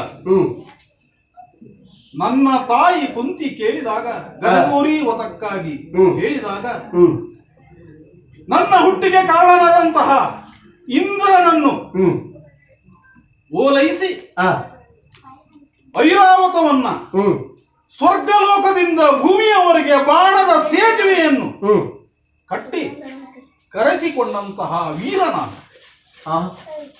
ನಾನು ಕಟ್ಟಿದ ಸೇತುವೆ. ಇಂದ್ರನ ಐರಾವತ ತರುವುದಕ್ಕೆ ಸಾಧ್ಯ ಕಟ್ಟಿದೆಯಾ? ಇಂದ್ರನ ಐರಾವತ ಅಷ್ಟು ಬಲವುಳ್ಳದ್ದು, ಘನವುಳ್ಳದ್ದು, ಬಾಣದಿಂದ್ರೆ ಅದು ನಾನು ನಿರ್ಮಿಸಿದ ಸರಳ ಸೇತುವೆಯಲ್ಲಿ ನಡೆದಾಡುತ್ತಾ ಭೂಮಿಗೆ ಬಂದು ಪೂಜೆ ಮುಗಿದ ನಂತರ ಪುನಃ ಸ್ವರ್ಗವನ್ನು ಸೇರಿಕೊಂಡಿತು. ಓಹೋ, ಅಮ್ಮ ಮಣ್ಣಿನ ಆನೆಯಿಂದ ಮೃತ ಮಾಡಬಾರದು ಅಂತ ಐರಾವತವನ್ನೇ ಕರೆಸಿದ್ದು. ಸ್ವರ್ಗಕ್ಕೆ ಸರಳ ಸೇತು, ಬಾಣದ ಸೇತು, ಬಾಣದ ಸೇತು. ಆಗಬಹುದು. ಇಷ್ಟು ಬಲವಾದಂತಹ ಸೇತುವೆಯನ್ನ ಕಟ್ಟಬಲ್ಲ ನನಗೆ ಸಿಟ್ಟಿನಿಂದ ಪ್ರಶ್ನಿಸುತ್ತಿದ್ದೀಯಲ್ಲ, ಮುಕ್ಕುವೇನು, ಕುಕ್ಕುವೇನು, ಮುರಿವೇನು ಎಂದು. ನಾನು ಬಾಣದ ಸೇತುವೆಯನ್ನ, ಭದ್ರವಾದ ಸೇತುವೆಯನ್ನ ಕಟ್ಟಿದರೆ ಮುರಿದು ತೋರಿಸುತ್ತೀಯ ನೀನು. ಓಹೋ, ನಿನಗೆ ಅಹಂಕಾರಕ್ಕೆ ಇದು ಕಾರಣ. ಇದು ನಾನು ಸೇತುವೆ ಕಟ್ಟಿದ್ದೇನೆ, ಸ್ವರ್ಗಕ್ಕೂ ಸೇತುವೆ ಕಟ್ಟಿದವನು ನಾನು. ಈ ರಾಮ ಸೇತುವೆ ಏನು ದೊಡ್ಡದಲ್ಲ, ಸರಳಿನಿಂದಲೇ ಕಟ್ತೇನೆ ಅಂತ. ನೀ ಸರಳಿ ಈ ಸೇತುವೆ ಕಟ್ತೀಯ ಇಲ್ಲಿ? ಹೌದು, ಕಟ್ಟುತ್ತೇನೆ. ನನಗೆ ಗೊತ್ತಿಲ್ಲ, ಕಾಲ ಬದಲಾಗಿದೆ. ಕಾಲ ಬದಲಾದ ಹಾಗೆ ಲೋಕದಲ್ಲಿ ವ್ಯವಹಾರವೂ ಬದಲಾಗ್ತದೆ. ಒಂದೇ ಕಾಲದಲ್ಲಿದ್ದ ಹಾಗೆ ಎಲ್ಲವೂ ಇರಬೇಕು ಅಂತಿಲ್ಲ. ಆ ಬದಲಾವಣೆಯಿಂದಾಗಿ ಹಾಗೊಂದು ಸೇತುವೆ ಕಟ್ಟುವ ಕ್ರಮ ಬಂದಿರಬಹುದು. ಬಾಣದ ಸರಳಿನಿಂದ ಸೇತುವೆ ಕಟ್ಟುವ ಕ್ರಮ ಬಂದಿರಬಹುದು. ಅದು ನೀನು ಹೇಳುತ್ತಿರುವುದೇನು? ರಾಮ ಸೇತುವೆ ಕಟ್ಟುವ ಅನಿವಾರ್ಯತೆ, ಹೀಗೆ ಕಟ್ಟುವ ಅನಿವಾರ್ಯತೆ ಇರಲಿಲ್ಲ. ನಾನು ಸರಳದಿಂದಲೇ ಕಟ್ತೇನೆ ಅಂತ ನೀನು ಹೇಳುವುದು ಕರದ ಕೌಶಲ್ಯದಿಂದ, ತಂತ್ರಗಾರಿಕೆಯಿಂದ, ಬುದ್ಧಿವಂತಿಕೆಯಿಂದ. ಅಯ್ಯ, ನೀನು ಅರ್ಥೈಸಿಕೊಂಡಿಲ್ಲ. ಈ ಸೇತುವೆಯನ್ನು ಕಟ್ಟುವಾಗ ಕೇವಲ ಬುದ್ಧಿವಂತಿಕೆ ಇರಲಿಲ್ಲ, ಕೇವಲ ಕರಕೌಶಲ್ಯ ಇರಲಿಲ್ಲ. ರಾಮನ ಕುರಿತಾದಂತಹ ಭಕ್ತಿ ಇತ್ತು, ಶ್ರದ್ಧೆ ಇತ್ತು. ರಾಮನ ಕಾರ್ಯದಲ್ಲಿ ನಾವೆಲ್ಲರೂ ತೊಡಗಬೇಕು ಎನ್ನುವ ಭಾವದಿಂದ ನಾವು ಕಟ್ಟಿದವು. ಆದರೆ ನೀನು ಹೇಳ್ತಿ ಈಗ ರಾಮ ಸೇತುವೆಗೆ ನಾನು ಕಟ್ಟಬಲ್ಲೆ ಅಂದ್ರೆ ರಾಮ ಸೇತುವೆಗೆ ಪ್ರತಿಯಾಗಿ ಮತ್ತೊಂದು ಸರಳ ಸೇತುವೆಯನ್ನು ಕಟ್ತೇನೆ, ಹೀಗೆ ಕಟ್ತೇನೆ ಅಂತ ಹೇಳುವಾಗ ನಿನ್ನ ಭಾವ ಇರುವುದು ರಾಮ ಸೇತುವೆ ಕಟ್ಟುವಲ್ಲಿ ನಿಮ್ಮನ್ನು ಶ್ರಮಿಸಿದ್ದು, ನೀವು ದುಡಿಯುವಂತೆ ಮಾಡಿದ್ದು ವ್ಯರ್ಥ. ಅಲ್ಲ, ನಿನ್ನನ್ನು ನೋಡಿದಾಗ ನನಗೆ ಅನಿಸಿದ್ದು ಈ ದೈನ್ಯತಾ ಭಾವಕ್ಕೆ ಆ ಸೇತುವೆ ಕಟ್ಟಿದ್ದೇ ಕಾರಣ ಎಂದು ನೀನೇ ಹೇಳಿದೆಯಲ್ಲ. ಅಯ್ಯ, ನಮ್ಮ ರಾಮ ಸೇತುವೆಯನ್ನು ಈಗ ನೀವ್ಯಾರಾದ್ರೂ ಭಂಗಗೊಳಿಸುವುದಕ್ಕೆ ಪ್ರಯತ್ನಿಸುವವರೇ ಮುಖ ಭಂಗಕ್ಕೆ ಒಳಗಾಗ್ತಾರೆ ಬಿಟ್ರೆ ಈಗಿರುವ ಈ ಸೇತುವೆಯನ್ನು ನಿಮ್ಮಿಂದ ಅಲುಗಾಡಿಸುವುದಕ್ಕಾಗುವುದಿಲ್ಲ. ಅಷ್ಟು ಶ್ರದ್ಧೆ ಉಂಟು ಅದರಲ್ಲಿ, ಅಷ್ಟು ಭಕ್ತಿ ಉಂಟು ಅದರಲ್ಲಿ, ಅಷ್ಟು ಅರ್ಪಣಾ ಭಾವ ಉಂಟು ಅದರಲ್ಲಿ, ಅಷ್ಟು ಸಮರ್ಪಣಾ ಭಾವ ಉಂಟು ಅದರಲ್ಲಿ. ಸಮರ್ಪಣೆಯಿಂದ ಅರ್ಪಣೆಯಿಂದ ನಾವು ಕಟ್ಟಿದ ಸೇತುವೆ ಅದು, ರಾಮನ ದರ್ಶನಕ್ಕಾಗಿ ಕಟ್ಟಿದ ಸೇತುವೆ ಅದು. ನೀನು ಈಗ ರಾಮನ ಸೇತುವೆ ಮುಂದೆ ಪ್ರದರ್ಶನಕ್ಕೆ ಸೇತುವೆ ಕಟ್ತೇನೆ ಅಂತ ಹೇಳ್ತೀಯಲ್ಲ. ಪ್ರದರ್ಶನ ನೋಡುದ ದರ್ಶನ ನೋಡುದ ಅಂತ ತೋರಿಸ್ತೇನೆ. ನೀನು ಕಟ್ಟುವ ಸೇತುವೆಯನ್ನು ಮುರಿಯದೆ ಹೋದ್ರೆ ನಾನು ಬಿಡ್ತೇನೆ ಅಂತ ಕಟ್ಟಿದೀಯ, ಹೇಳಿದ್ಯಾ? ನೀನು ಸೇತುವೆಯನ್ನು ಕಟ್ಟಿದೆ ಅಂತ ಆದ್ರೆ ನಾನು ಅದನ್ನು ಮುರಿಯುತ್ತೇನೆ. ನೀನು ಮುರಿದೆ ಅಂತ ಆದ್ರೆ ನಾನೇನು ಮಾಡಿದೆ ಬಲ್ಲಯ್ಯ? ಸೇತುವೆ ಕಟ್ತೀಯ ನೀನು? ನನ್ನ ಶೌರ್ಯ ಪರಾಕ್ರಮದ ಬಗ್ಗೆ ನನಗೆ ನಂಬಿಕೆ ಇದೆ, ದೇವ ಭಕ್ತಿಯ ಬಗ್ಗೆ ನಂಬಿಕೆ ಇದೆ. ನಾನು ಕಟ್ಟುವ ಶರದ ಸೇತುವೆ ಸುಲಭದಲ್ಲಿ ಮುರಿಯುವಂತದ್ದಲ್ಲ. ಅಂತಹ ಶರದ ಸೇತುವೆಯನ್ನು ನೀನು ಮುರಿದೆ ಅಂತ ಆದರೆ ನಾನು ಮುರಿತೇನೆ. ನಾನು ಅಗ್ನಿ ಪ್ರವೇಶ ಮಾಡಿ ಪ್ರಾಣ ಕಳ್ಕೊಳ್ತೇನೆ. ನಾನು ಮುರಿತೇನೆ. ನಾನು ಅಗ್ನಿ ಪ್ರವೇಶ ಮಾಡಿ ಪ್ರಾಣವನ್ನೇ ಕಳ್ಕೊಳ್ತೇನೆ. ಮುರಿದೆ ಅಂತ ಸೇತುವೆ ಕಟ್ಟಿದ್ರೆ ಒಂದೇ ಬಾರಿ ಮುರಿದ್ಬಿಡ್ಲ? 3 ಬಾರಿ ಸೇತುವೆಯನ್ನು ಕಟ್ಟಿ ತೋರಿಸು. 3 ಬಾರಿಗೆ ಕೈವೆಂದರನು, 3 ಬಾರಿಗೆ ಕೈವೆಂದರನು, ಕಾಲೂರಿನಿ ಮುರಿದ ಪಕ್ಷದಿ ನಾನು, ಕಾಲೂರಿನಿ ಮುರಿದ ಪಕ್ಷದಿ ನಾನು. ಹಾರುವೆ ಅಗ್ನಿಕೊಂಡವನೆಂದು ರಣನೀರ ಪಾರ್ಥನ ಬೇಡದವನೆಂದು. ನಾನು ಪ್ರತಿಜ್ಞೆ ಮಾಡಿದ್ದೇನೆ, ಒಮ್ಮೆ ಮುರಿಯಲಾಗದಿದ್ದರೆ ನೀನೇನು ಮಾಡ್ತೀಯ? ನೀನು ಎಷ್ಟು ಬಾರಿ ಕಟ್ತೇನೆ? 3 ಬಾರಿ ಶರದಲ್ಲಿ ಸೇತುವೆಯನ್ನ, ಸಮುದ್ರಕ್ಕೆ ಸೇತುವೆಯನ್ನ ಕಟ್ತೇನೆ. ಗೊತ್ತಾಯ್ತು, ವಿಷಯ ಗೊತ್ತಾಯ್ತು. ಒಮ್ಮೆ ಮುರಿಯಲಿಕ್ಕಾಗದೇ ಇದ್ದರೆ ಅದಕ್ಕೆ ಹೇಳಿದ್ದು ನಾನು, ಕಾಲ ಬದಲಾದಾಗೆ ಮನುಷ್ಯರು ಬದಲಾಗ್ತಾರೆ.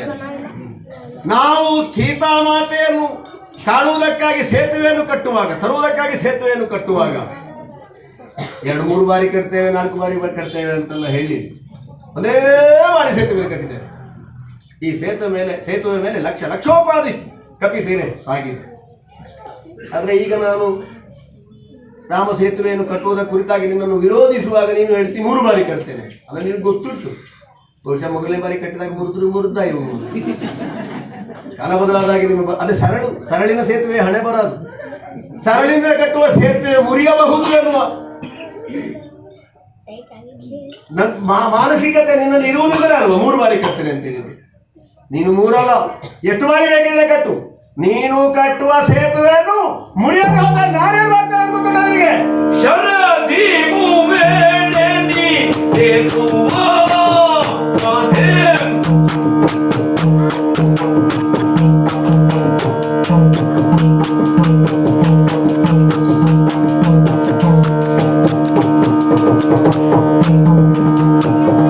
ಶರದಿ ಮೂವೇಣಿ ಸೇತುವ ಮಡ ಮುರಿಯದಿದ್ದರೆ ಕೇಳು ಮಾನವ, ಮಡ ಮುರಿಯದಿದ್ದರೆ ಕೇಳು ಮಾನವ.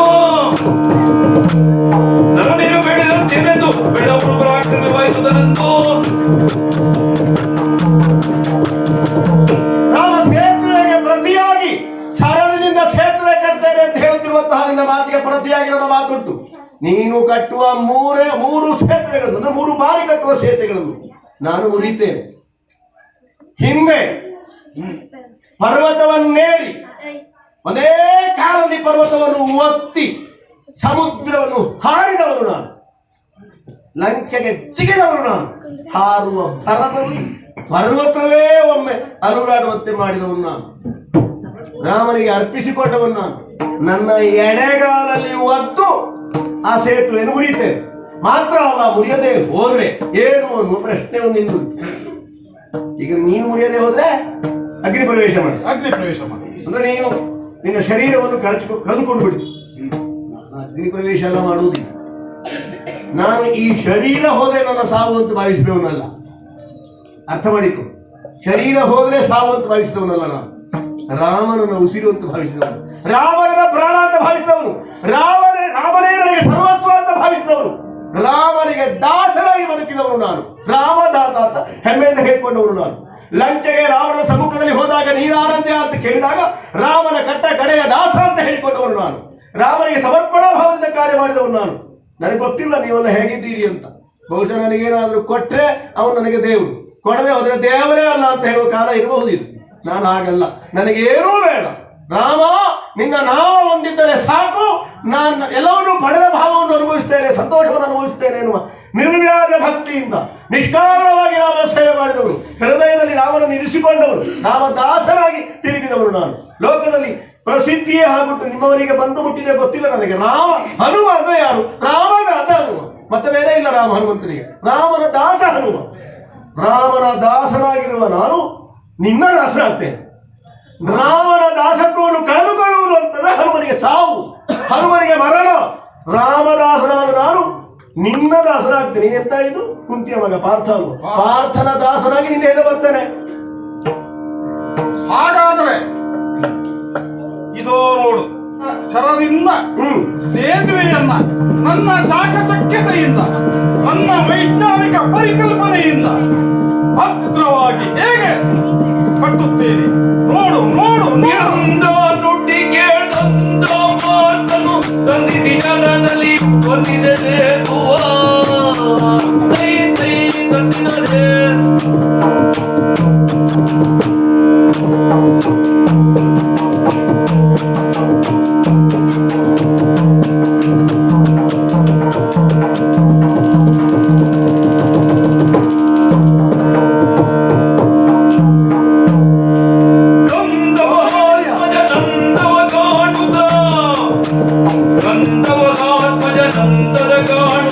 ಒಂದು ಕ್ಷಣದಿ ಬರಿ ಅಂದವ ಕೆಡಿಸಿದ.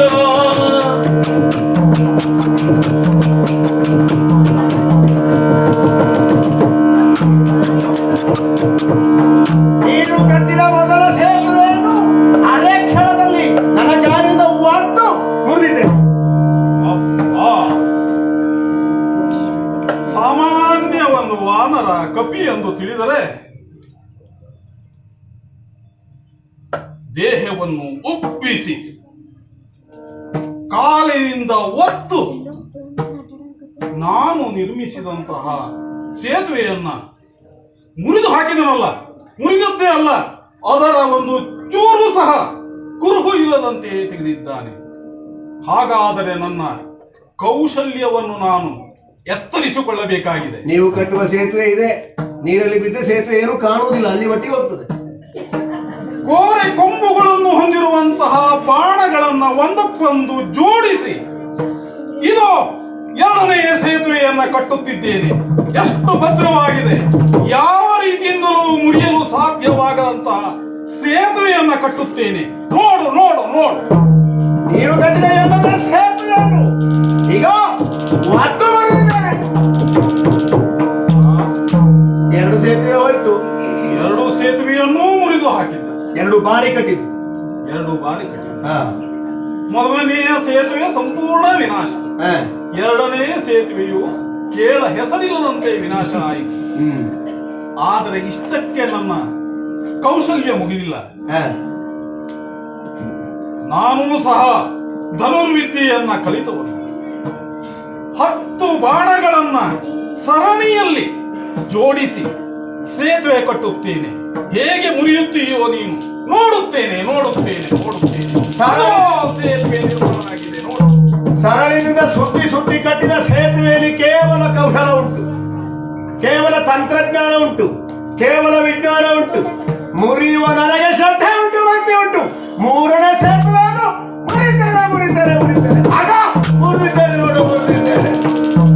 ಕಟ್ಟಿದ 3 ಸೇತುವೆ ಎಲ್ಲಾಯ್ತು, ಮುರಿದಾಯ್ತು. ಎಲ್ಲ ಮಾನವ ಎಲೆ ಮಾನವನಿ ಸಲೆ ಕೈ ಚಳಕದಿ ಬಲಿಗ ಸೇತುವ ಏನಾಯ್ತು.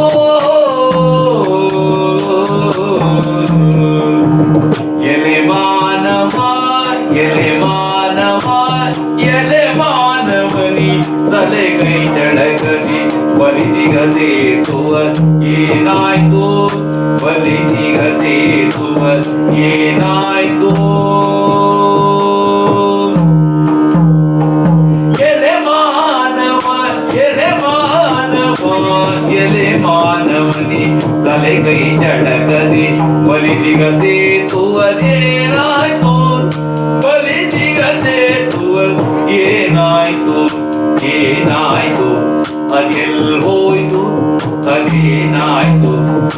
ಎಲ್ಲೋಯ್ತೋ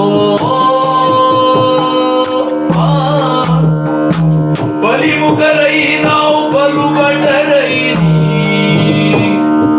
ಬಲಿಮುಖರೈ ನಾವು ಬಲು ಬಟರೈ ನೀವು ಸಲುವುದೆ ನಿಮಗೆ ಪೌರುಷವು ಸಲುವುದೆ ನಿಮಗೆ ಪೌರುಷವು ಸಲುವುದೆ ನಿಮಗೆ ಪೌರುಷವು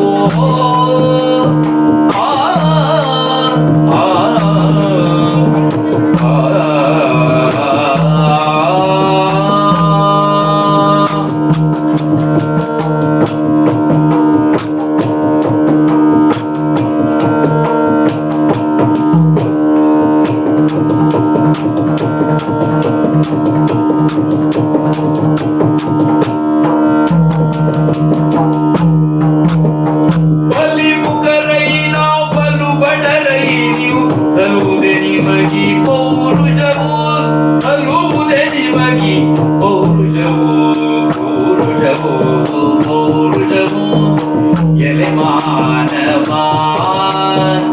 ಎಲೆ ಮಾನವ ನೀ ಸಲೆ ಕೈ ಚಡಕರಿ ಬಲಿಸಿಗ ಸೇತುವ ಏನಾಯ್ತು ಅದೇನಾಯ್ತು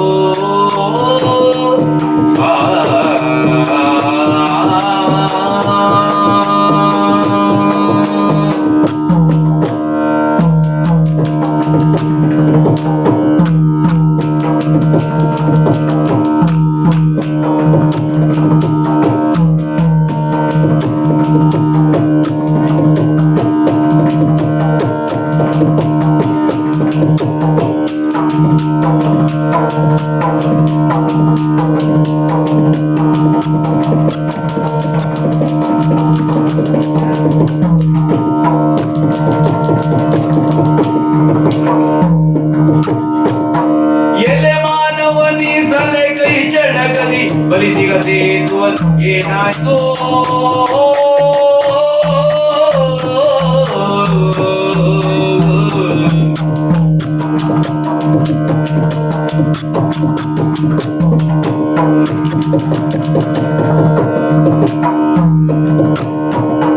ಎಲೆ ಮಾನವ ನೀ ಸಲೆ ಕೈ ಚಡಕದಿ ಬಲಿಸಿಗ ಸೇತುವದೇನಾಯ್ತು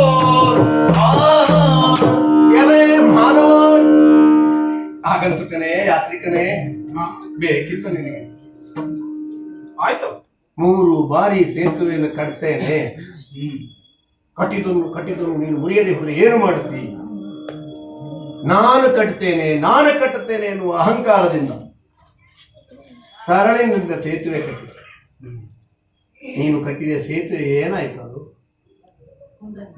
ಮುರಿದೇ ಹೋಯ್ತು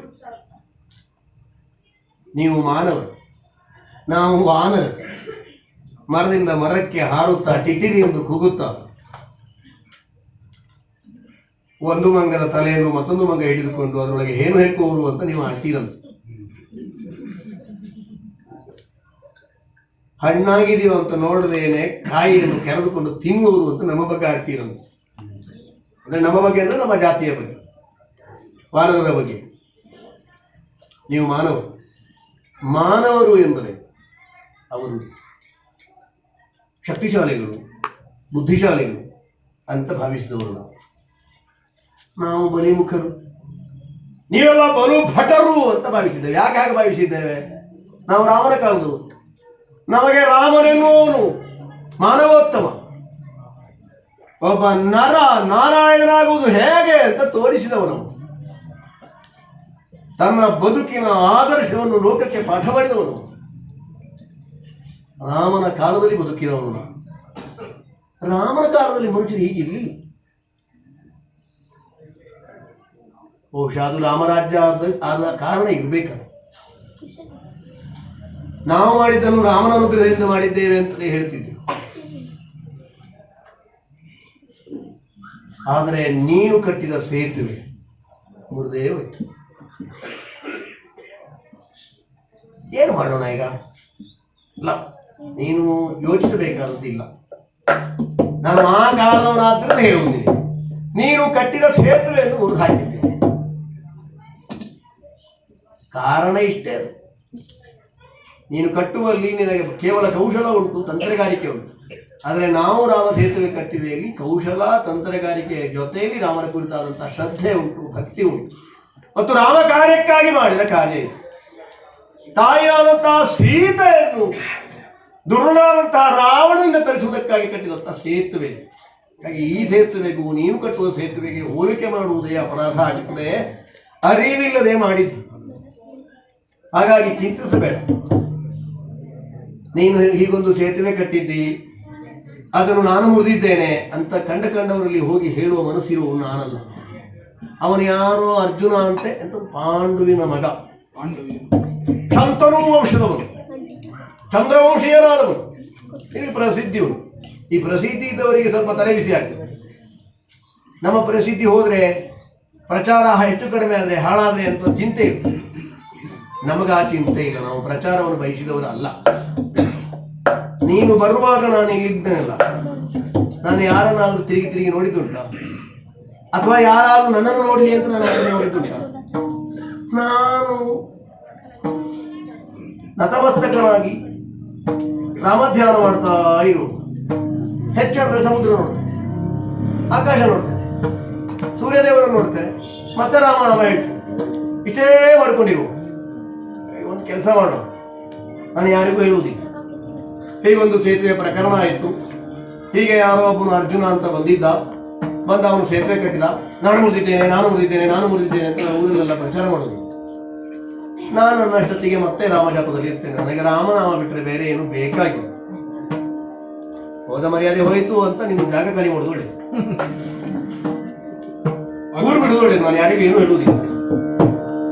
ಅಕಟಕಟ ಅಕಟಕಟ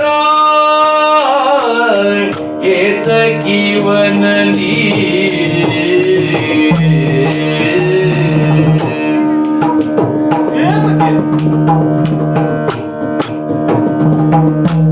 ಅಕಟಕಟ ಏತಕೀವನಲಿ ಅಕಟಕಟ ಏತಕೀವನಲಿ ಸೊಕ್ಕಿ ಪಂಥವಾ ಗೈದೆ ನಿಂದಿರಿ ಸೊಕ್ಕಿ ಪಂಥವಾ ಗೈದೆ ನಿಂದಿರಿ ಮಕ್ಕಳಾಟಿಗೆ ಮುಂದುವರಿದುವೆ ಮಕ್ಕಳಾಟಿಗೆ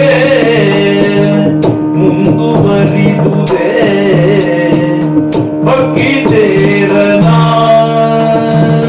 ದಯವು ಮಾಡುವುದೇ ಭಕ್ತಿದೇರನ ದಯವು ಮಾಡುವುದೇ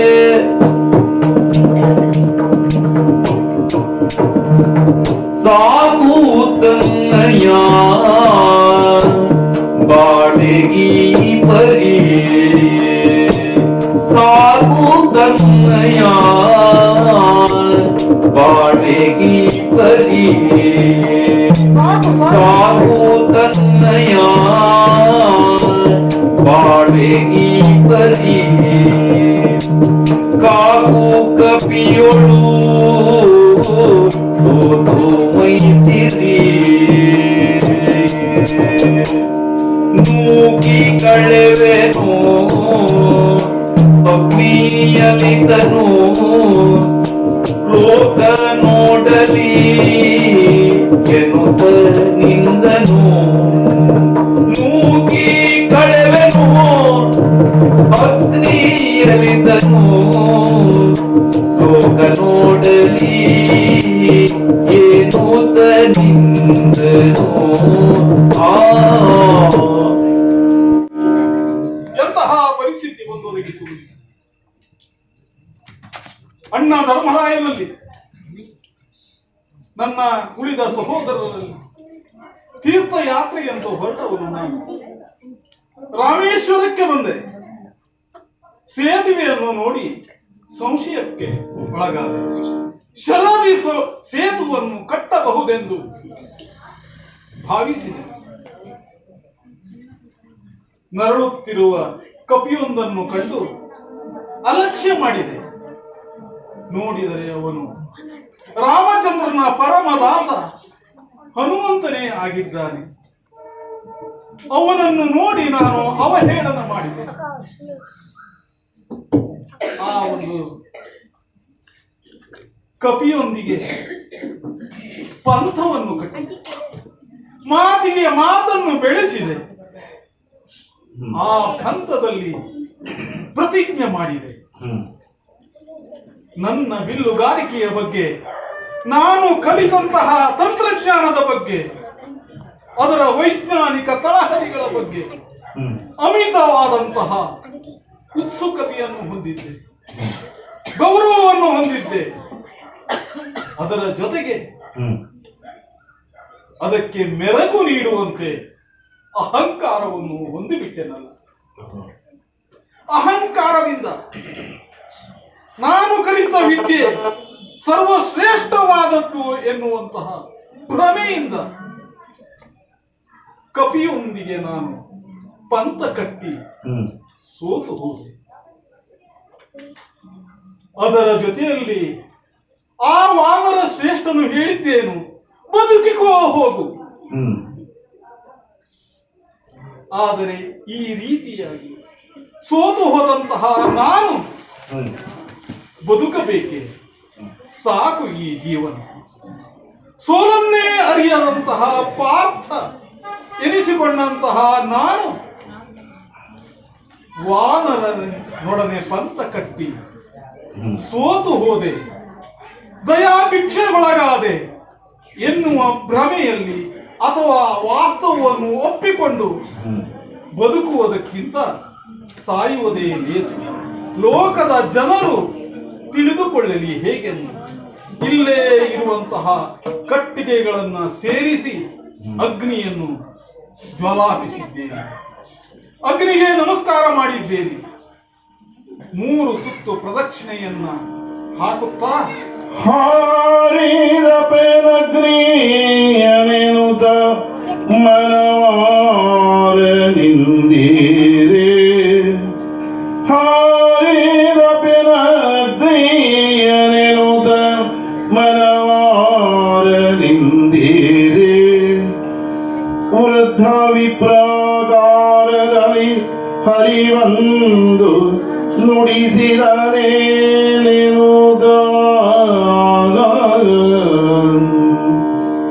ಇಲ್ಲಿ ಯಾರೂ ಇಲ್ಲ. 16ನೇ ಸಂಸ್ಕಾರ ಆಗಬೇಕಾಗಿದೆ, ನಾನೇ ಮಾಡಿಕೊಳ್ಳಬೇಕು. ಉರಿಯುತ್ತಿರುವಂತಹ ಅಗ್ನಿಗೆ ನಮಸ್ಕರಿಸಿ ಪ್ರದಕ್ಷಿಣೆಯನ್ನು ಹಾಕುತ್ತಿದ್ದೇನೆ. ಹೀಗೆ ಪ್ರದಕ್ಷಿಣೆಯನ್ನು ಹಾಕುತ್ತಾ ಬರುವಾಗ ಯಾರೋ ಬರುತ್ತಿದ್ದಾರಲ್ಲ. ತಾಳಯ್ಯ ತಾಳಯ್ಯ ತಾಳಯ್ಯ. ಏಕಯ್ಯ ಏನಯ್ಯ? ಏನಿದು ನಿಮ್ಮಲ್ಲಿ ಸಂವಾದ?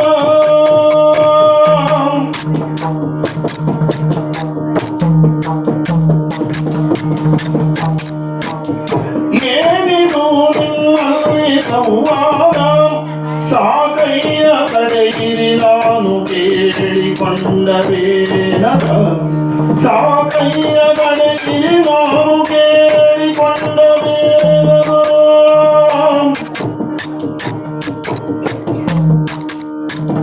ನೀನದೇ ಕಗ್ನಿಯನು ಮನದಲ್ಲಿ ನಾನು ಇಲ್ಲದೆ ಹಾರಿದವೆ. ನೀನದೇ ಕಗ್ನಿಯನು ಮನದಲ್ಲಿ ಮಾನವಿಲ್ಲದೆ ಹಾರಿದವೆ. ಈ ನಿರೋಧವ ನಾರು ಮಾರು ಮಾನವರೊಳ ಕಟಕಟ ಸುಮ್ಮನೆ. ಈ ನಿರೋಧವ ಮಾನವರೊಳು ಯಾರು ಮಾತರ ಕಟಕಟ ಸುಮ್ಮನೆ. ಏನಿದು ನಮ್ಮಲ್ಲಿ ಸಂವಾದ? ಅಯ್ಯ, ಏನಯ್ಯ? ಈ ಉಳಿ ಮಧ್ಯಾಹ್ನದಲ್ಲಿ ಸಮುದ್ರ ತೀರದಲ್ಲಿ ನಿಮ್ಮಿಬ್ಬರನ್ನು ನೋಡಿದಾಗ ನನ್ನಲ್ಲಿ ಹುಟ್ಟಿದ ಸಂಶಯವೂ ಅದೇ ಕಣಯ್ಯ. ಏನಯ್ಯ ಇಲ್ಲಿ ಏನು ಎನ್ನುವುದಾಗಿ ಪ್ರಶ್ನೆ ಮಾಡುವುದು ಯಾಕೆ? ಪ್ರಾಪಂಚಿಕವಾದಂತಹ ಪದ್ಧತಿಯಲ್ಲಿ ಒಬ್ಬ ಅಪರಿಚಿತ ಇನ್ನೊಬ್ಬ ಅಪರಿಚಿತನನ್ನ ಕಂಡಾಗ ಯಾರಯ್ಯ ಎನ್ನುವುದು ರೂಢಿ. ಆದರೆ ಇಲ್ಲಿಯ ಪರಿಸ್ಥಿತಿಯನ್ನ ಅವಲೋಕಿಸಿ ನಾನು ಪ್ರಶ್ನೆಯನ್ನ ಮಾಡ್ತಾ ಇದ್ದೇನೆ, ಏನಯ್ಯ ಎಂಬುದಾಗಿ. ಇಲ್ಲಿ ಏನು ಎನ್ನುವುದು ಪ್ರಮುಖವಾಗಿದ್ದರೂ ಸಹಿತ ಯಾರು ಎನ್ನುವುದು ಗೌಣವಾಗಿರುವುದಿಲ್ಲ. ನೀವು ಯಾರು ಎನ್ನುವುದನ್ನು ಕೇಳುವುದಕ್ಕಿಂತ ಮೊದಲು ನಾನ್ಯಾರು ಅಂತ ಹೇಳಿಕೊಳ್ತೇನೆ. ನಾನು ಜೀವನದ ಮುಕ್ಕಾಲು ಭಾಗವಾದಂತಹ ಯವನಾವಸ್ಥೆಯಲ್ಲಿ ಮಾಡಿದ್ದು ಸರಿಯೋ ತಪ್ಪೋ ಗೊತ್ತಿಲ್ಲ. ಇಡೀ ವಯಸ್ಸಿನಲ್ಲಿ ಪ್ರಜ್ಞಾವಂತ ಒಬ್ಬರು ಹೇಳಿದ್ರು, ಪರಕ್ಕಾಗಿ ಸ್ವಲ್ಪ ಪುಣ್ಯವನ್ನೇನಾದರೂ ಮಾಡಿಕೊಂಡಿದ್ದೀಯಾ ಎಂಬುದಾಗಿ. ಆ ಪರದ ಪುಣ್ಯದ ಲಾಭಾಂಶವನ್ನ ಪಡೆಯುವುದಕ್ಕಾಗಿ ತೀರ್ಥಕ್ಷೇತ್ರಗಳ ಪರ್ಯಟನೆಯನ್ನ ಮಾಡು ಎಂಬುದಾಗಿ ಹೇಳಿದರು. ಎಲ್ಲಾ ತೀರ್ಥಕ್ಷೇತ್ರಗಳ ಪರ್ಯಟನೆಯನ್ನ ಮಾಡುತ್ತಾ ಮಾಡುತ್ತಾ ಮಾಡುತ್ತಾ ಕಾಶಿಯನ್ನ ಸೇರಿ ಅಲ್ಲಿಂದ ಗಂಗೆಯನ್ನ ತಂದು ರಾಮೇಶ್ವರಕ್ಕೆ ಬಂದೆ. ರಾಮೇಶ್ವರದಲ್ಲಿರುವಂತಹ ರಾಮನಾಥನಿಗೆ ಅಭಿಷೇಕವನ್ನು ಮಾಡಿಸಿದೆ. ಆಗ ನನ್ನ ಮನಸ್ಸಿನಲ್ಲಿ ಒಂದು ಪ್ರಶ್ನೆ ಹುಟ್ಟಿದ್ದು, ಕಾಶಿಯಲ್ಲಿ ಶಿವ ವಿಶ್ವನಾಥ, ಇವ ರಾಮೇಶ್ವರದಲ್ಲಿ ಯಾಕೆ ರಾಮನಾಥ ಎಂಬುದಾಗಿ. ಎಲ್ಲಿಯೋ ಹಿಂದೆ ಓದಿದ ನೆನಪು. ಮಹಾವಿಷ್ಣುವಿನ ಅಂಶ ಸಂಭೂತ ತಾನಾದರೂ ಹುಟ್ಟು ಕ್ಷತ್ರಿಯನಾದ ಕಾರಣದಿಂದ ರಾಮ ನಿತ್ಯವೂ ಶಿವಪೂಜೆಯನ್ನ ಮಾಡುತ್ತಿದ್ದ. ತನ್ನ ಅರ್ಚನೆಗೆ ಬೇಕು ಎಂಬುದಾಗಿ ತಾನು ನೆಲೆ ನಿಂತ ಸ್ಥಳದಲ್ಲಿ ಒಂದೊಂದು ಶಿವಲಿಂಗವನ್ನ ಪ್ರತಿಷ್ಠಾಪಿಸುತ್ತಿದ್ದ. ರಾಮನಿಂದ ರಾಮನಿಗೆ ಬೇಕಾಗಿ ಪ್ರತಿಷ್ಠಾಪಿಸಲ್ಪಟ್ಟಂತಹ ಈಶ್ವರ ಇಲ್ಲಿರುವುದರಿಂದ ಇದನ್ನ ರಾಮನಾಥಪುರ ಕಾಲ ಕ್ರಮೇಣದಲ್ಲಿ ರಾಮೇಶ್ವರ ಎನ್ನುವುದಾಗಿ ಕರೆದರು ಅಂತ. ಆಗ ನನ್ನ ಕಣ್ಣೆದುರು ಹಾದು ಹೋದುದು ರಾಮನೂ ಅಲ್ಲ, ರಾಮಾಯಣವೂ ಅಲ್ಲ, ಕಪಿ ಸೈನಿಕರನ್ನು ಕೂಡಿಕೊಂಡು ಯಾವುದೇ ತಂತ್ರಜ್ಞಾನ ಇಲ್ಲದೆ ಲಂಕೆಗೆ ಹೋಗುವುದಕ್ಕೆ ರಾಮ ಸೇತುವೆಯನ್ನು ಕಟ್ಟಿದ್ದನಲ್ಲ, ಅದು ಈ ರಾಮೇಶ್ವರದಿಂದ ಎನ್ನುವುದಾಗಿ ತಿಳಿದು ಸಮುದ್ರ ತೀರದತ್ತ ಬಂದೆ. ಅಳಿದು ಉಳಿದಂತಹ ಪಳೆಯುಳಿಕೆಯ ಮೇಲೆ ಅಲ್ಲೊಂದು ಇಲ್ಲೊಂದು ಕಲ್ಲಿನ ಮೇಲೆ ಕಾಲಿಡುತ್ತಾ ಬರ್ತಾ ಇದ್ದೇನೆ. ದೂರದಿಂದ ಏನೋ ಸರಿದಾಡದಾಗ ಆಯಿತು. ಬಹುಶಃ ಬಿಸಿಲಿನ ಉರಿಗೆ ಸಮುದ್ರದ ನೀರು ಆವಿಯಾಗಿ ಮೇಲಕ್ಕೆ ಹೋಗ್ತಾ ಇದೆ. ಇದು ಧಗೆಯ ಹೊಗೆ, ಪ್ರಕೃತಿ ಅಂತ ಅಂದುಕೊಂಡಿದ್ದು. ಸ್ವಲ್ಪ ಮುಂದಕ್ಕೆ ಬಂದು ನೋಡಿದಾಗ ಅದು ಪ್ರಕೃತಿ ಆಗಿರಲಿಲ್ಲ, ಎರಡು ಆಕೃತಿಯಾಗಿತ್ತು. ಹತ್ತಿರಕ್ಕೆ ಬಂದು ನೋಡ್ತಾ ಇದ್ದೇನೆ, ಏನಯ್ಯ ಇಲ್ಲಿ ಏನು ಏನು ಎನ್ನುವುದೇ ಪ್ರಶ್ನೆಯಾಗಿ ಉಳಿಯಿತಲ್ಲ. ವೃದ್ಧ ಬ್ರಾಹ್ಮಣನೇ, ಹಾ ಈಗಾಗಲೇ 2.5 ಸುತ್ತು ಅಗ್ನಿಯನ್ನು ಸುತ್ತಿದ್ದೇನೆ. ಹಾ ಹಾ ಅದೇ ವಿಷಯಕ್ಕೆ ಬಂದಿದ್ದೇನೆ ನಾನು. ಬೇಡ. ಹಾ ಈ ಅಗ್ನಿಗೆ ಆಹುತಿಯಾಗಿ ನನ್ನನ್ನೇ ನಾನು ಅರ್ಪಿಸಿಕೊಳ್ಳಲು ಅದಕ್ಕೆ ಕೇಳ್ತಾ ಇದ್ದೇನೆ, ಹೊರಡುತ್ತಿದ್ದೇನೆ. ಈ ಉರಿ ಮಧ್ಯಾಹ್ನದಲ್ಲಿ ಹಾ. ಈ ಸಮುದ್ರ ತೀರದಲ್ಲಿ ಚಿಕ್ಕ ಮಕ್ಕಳು ಯಾರೂ ಇಲ್ಲ ನೋಡುವುದಕ್ಕೆ. ಪ್ರಜ್ಞಾವಂತರು ಯಾರೋ ನಿಮ್ಮ ಹೊಟ್ಟೆಪಾಡಿಗೆ ಏನಾದರೂ ಕೊಡ್ತಾರೆ ಎನ್ನುವುದಕ್ಕೆ ಪ್ರಜ್ಞಾವಂತರು ಇಲ್ಲ.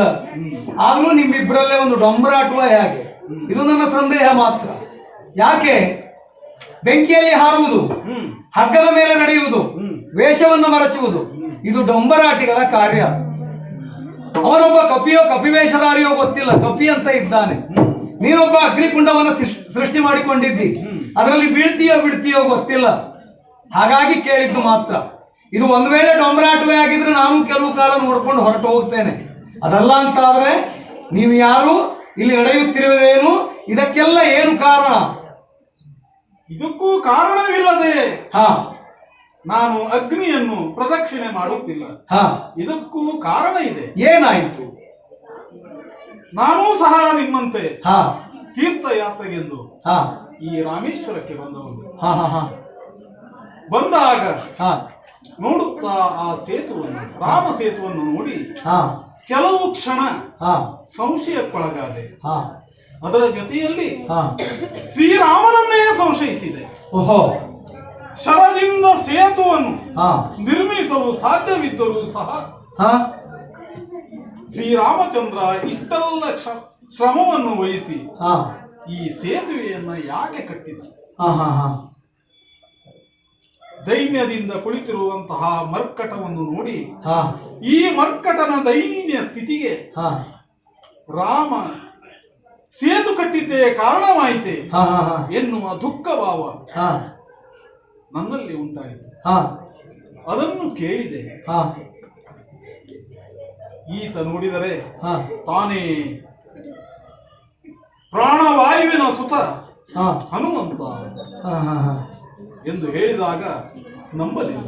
ಹಾ ಜೊತೆಯಾಗಿ ಅವನು ಹೇಳಿದ ವಿಚಾರಗಳನ್ನೆಲ್ಲ ಕ್ಷಣಿಕ ಅಲ್ಲಗಳೇ, ಹಾ ನಂಬಲಿಲ್ಲ. ಹಾ ಹಾ ಹಾ ಕೊನೆಯಲ್ಲಿ ನಮ್ಮಿಬ್ಬರಲ್ಲಿ ಪಂಥ ಏರ್ಪಟ್ಟಿತು. ಓಹೋ 3 ಬಾರಿ ಶರದ ಸೇತುವೆಯನ್ನು ನಾನು ಕಟ್ಟುತ್ತೇನೆ, ಹಾ ಹಾ ನೀನು ಮುರಿದಲ್ಲಿ ಹಾ ಅಗ್ನಿ ಪ್ರವೇಶ ಮಾಡುತ್ತೇನೆ, ಶರದ ನನ್ನ ಪ್ರಾಣವನ್ನೇ ಕಳೆದುಕೊಳ್ಳುತ್ತೇನೆ. ಹಾ ಹಾ ಶರದಿಂದ ಶರದಿಗೆ ಸೇತುವೆಯನ್ನ ಕಟ್ಟುವವರು ಇದ್ದಾರಾ ಇಲ್ಲೂ? ಕಟ್ಟಿದೆ. ಹಾ ಹಾ ಅವನು ಹೇಳಿದ, ಹಾ ಒಮ್ಮೆ ಮುರಿಯಲಾಗದಿದ್ದರೆ ಹಾ ನಾನು ರಾಮದಾಸರಲ್ಲ ನಿನ್ನ ದಾಸನಾಗುತ್ತೇನೆ. ಹಾ ಹಾ ನನಗೆ ಆ ಆಸೆ ಏನೂ ಇರಲಿಲ್ಲ. ಹಾ ಆದರೆ ನನ್ನೆಲ್ಲ ತಂತ್ರಗಾರಿಕೆಯನ್ನೂ ಉಪಯೋಗಿಸಿ ಹಾ ಶರದಿಂದ ಸೇತುವೆಯನ್ನು ಕಟ್ಟಿದೆ. ಹಾ ಹಾ ಒಂದು ಕಟ್ಟಿದೆ, ಹಾ ಮುರಿದ. ಹಾ 2 ಕಟ್ಟಿದೆ, ಹಾ ರಾಮ ರಾಮ ಎನ್ನುತ್ತಾ ಮುರಿದ. ಹಾ 3 ಕಟ್ಟಿದೆ, ಹಾ. 3 ಮುರಿದ. ಹಾ ನಂತರ ನನ್ನನ್ನು ಹೀಯಾಳಿಸಿ ಹಾ ಬದುಕಿಗೋ ಹೋಗು ಎಂದ. ಹಾ ನಾನು ಚಂದ್ರವಂಶದ ರಾಜಕುಮಾರ ಹಾ ಅರ್ಜುನ ಎಂದು ನನ್ನ ಹೆಸರು. ಓಹೋ ಈ ಒಂದು ಅವಮಾನವನ್ನು ತಾಳಲಾರೆ. ಹಾ ನನ್ನ ಒಂದು ಪ್ರತಿಜ್ಞೆಯನ್ನು ಈಡೇರಿಸಿಕೊಳ್ಳಲೇಬೇಕು. ಹಾ 3 ಸಲ ನಾನು ಕಟ್ಟಿದ್ದ ಸರಸೇತುವನ್ನು ಅವನು ಮುರಿದಿದ್ದಾನೆ. ಹಾ ನನ್ನ ಪಂಥದ ಪ್ರಕಾರ, ಹಾ. ಪ್ರತಿಜ್ಞೆ ಪ್ರಕಾರ ನಾನು ಅಗ್ನಿಯನ್ನು ಪ್ರವೇಶಿಸಲೇಬೇಕು. ಹಾ ದಯವಿಟ್ಟು ತಡೆಯಬೇಡಿ. ಅಯ್ಯ ಎಲ್ಲಾ ವಿಧಿಯನ್ನು ಮುಗಿಸಿದ್ದೇನೆ, ಸ್ವಲ್ಪ ಅಗ್ನಿ ತಾಳಯ್ಯ, ಪ್ರವೇಶ ಮಾತ್ರ ಉಳಿದಿದೆ. ಸ್ವಲ್ಪ ನಾನು ತಾಳಯ್ಯ. ಪ್ರವೇಶಿಸುತ್ತೇನೆ. ಅಗ್ನಿ ಪ್ರವೇಶವನ್ನು ನೀನು ಮಾಡುವುದಕ್ಕೆ ಸಿದ್ಧನಾಗಿದ್ದಿ, ಹೌದು. ಸೇತುವೆಯನ್ನು ಕಟ್ಟಿದ್ದೇನೆ ಎನ್ನುವುದಾಗಿ ನೀನೇ ಹೇಳ್ತಾ ಇದ್ದಿ, ಹ್ಮ್. ಅವ ಮುರಿದಿದ್ದಾನೆ ಎನ್ನುವುದನ್ನು ನೀನೇ ಹೇಳ್ತಾ ಇದ್ದಿ. ಹೌದು. ಈ ಕಾಲದಲ್ಲಿಯೂ ಶರದಿಗೆ ಸೇತುವೆಯನ್ನು ಕಟ್ಟುವವನೊಬ್ಬನಿದ್ದಾನೆ. ಚಂದವಾಯ್ತಲ್ಲಯ್ಯ, ಚಂದವಾಯ್ತು. ಚಂದವಾಯ್ತಿನ್ನೇನನ್ನು ಸಿರಲಿ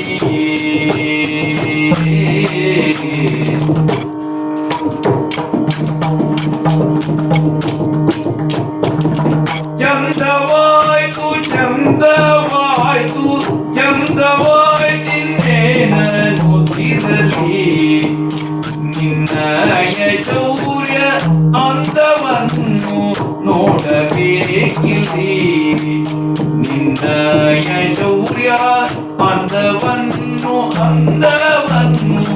ನೋಡಬೇಕಿಲ್ಲಿ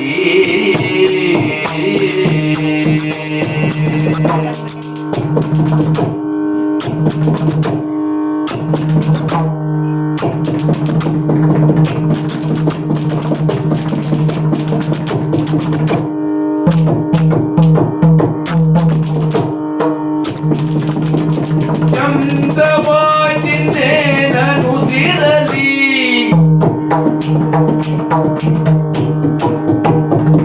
ವಂದಿಸಿದೆ ಕಡಮೋ ಮೆಷರ ಮುಖದಿಂದ ಸೇತುವ ನೀನಿದನು ವಂದಿಸಿದೆ ಕಡಮೋ ಮೆಷರ ಮುಖದಿಂದ ಸೇತುವ ನೀನಿದನು ಬಲುವಿಂದ ಕಪಿವರ್ಯ ಮುರಿದರೆ ಕುಂದರಕ್ರಿಯ ಆಯುಧು ಚೀತವೇ ಬರುತ್ತಿರಲಿ ಕಪಿವರ್ಯ ಮುರಿದರೆ ಕುಂದರಕ್ರಿಯ ಆಯುಧು ಚೀತವೇ ಆ ಆ ಆ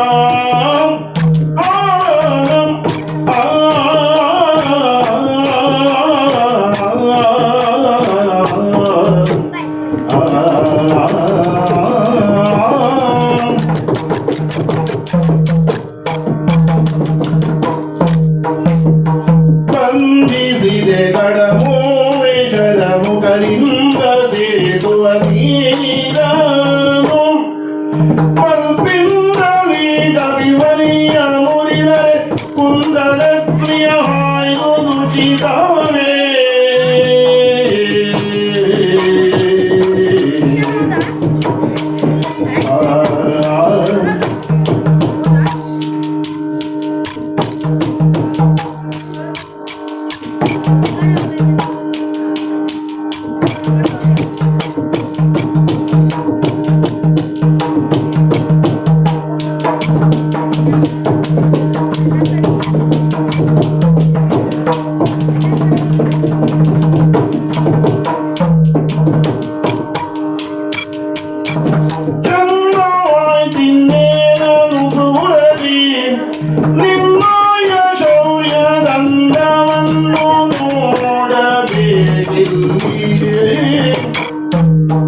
ಅಯ್ಯ, ಚಂದವಾಯಿತು ನಿನ್ನ ಮಾತನ್ನ ಕೇಳಿ. ಯಾಕೆ?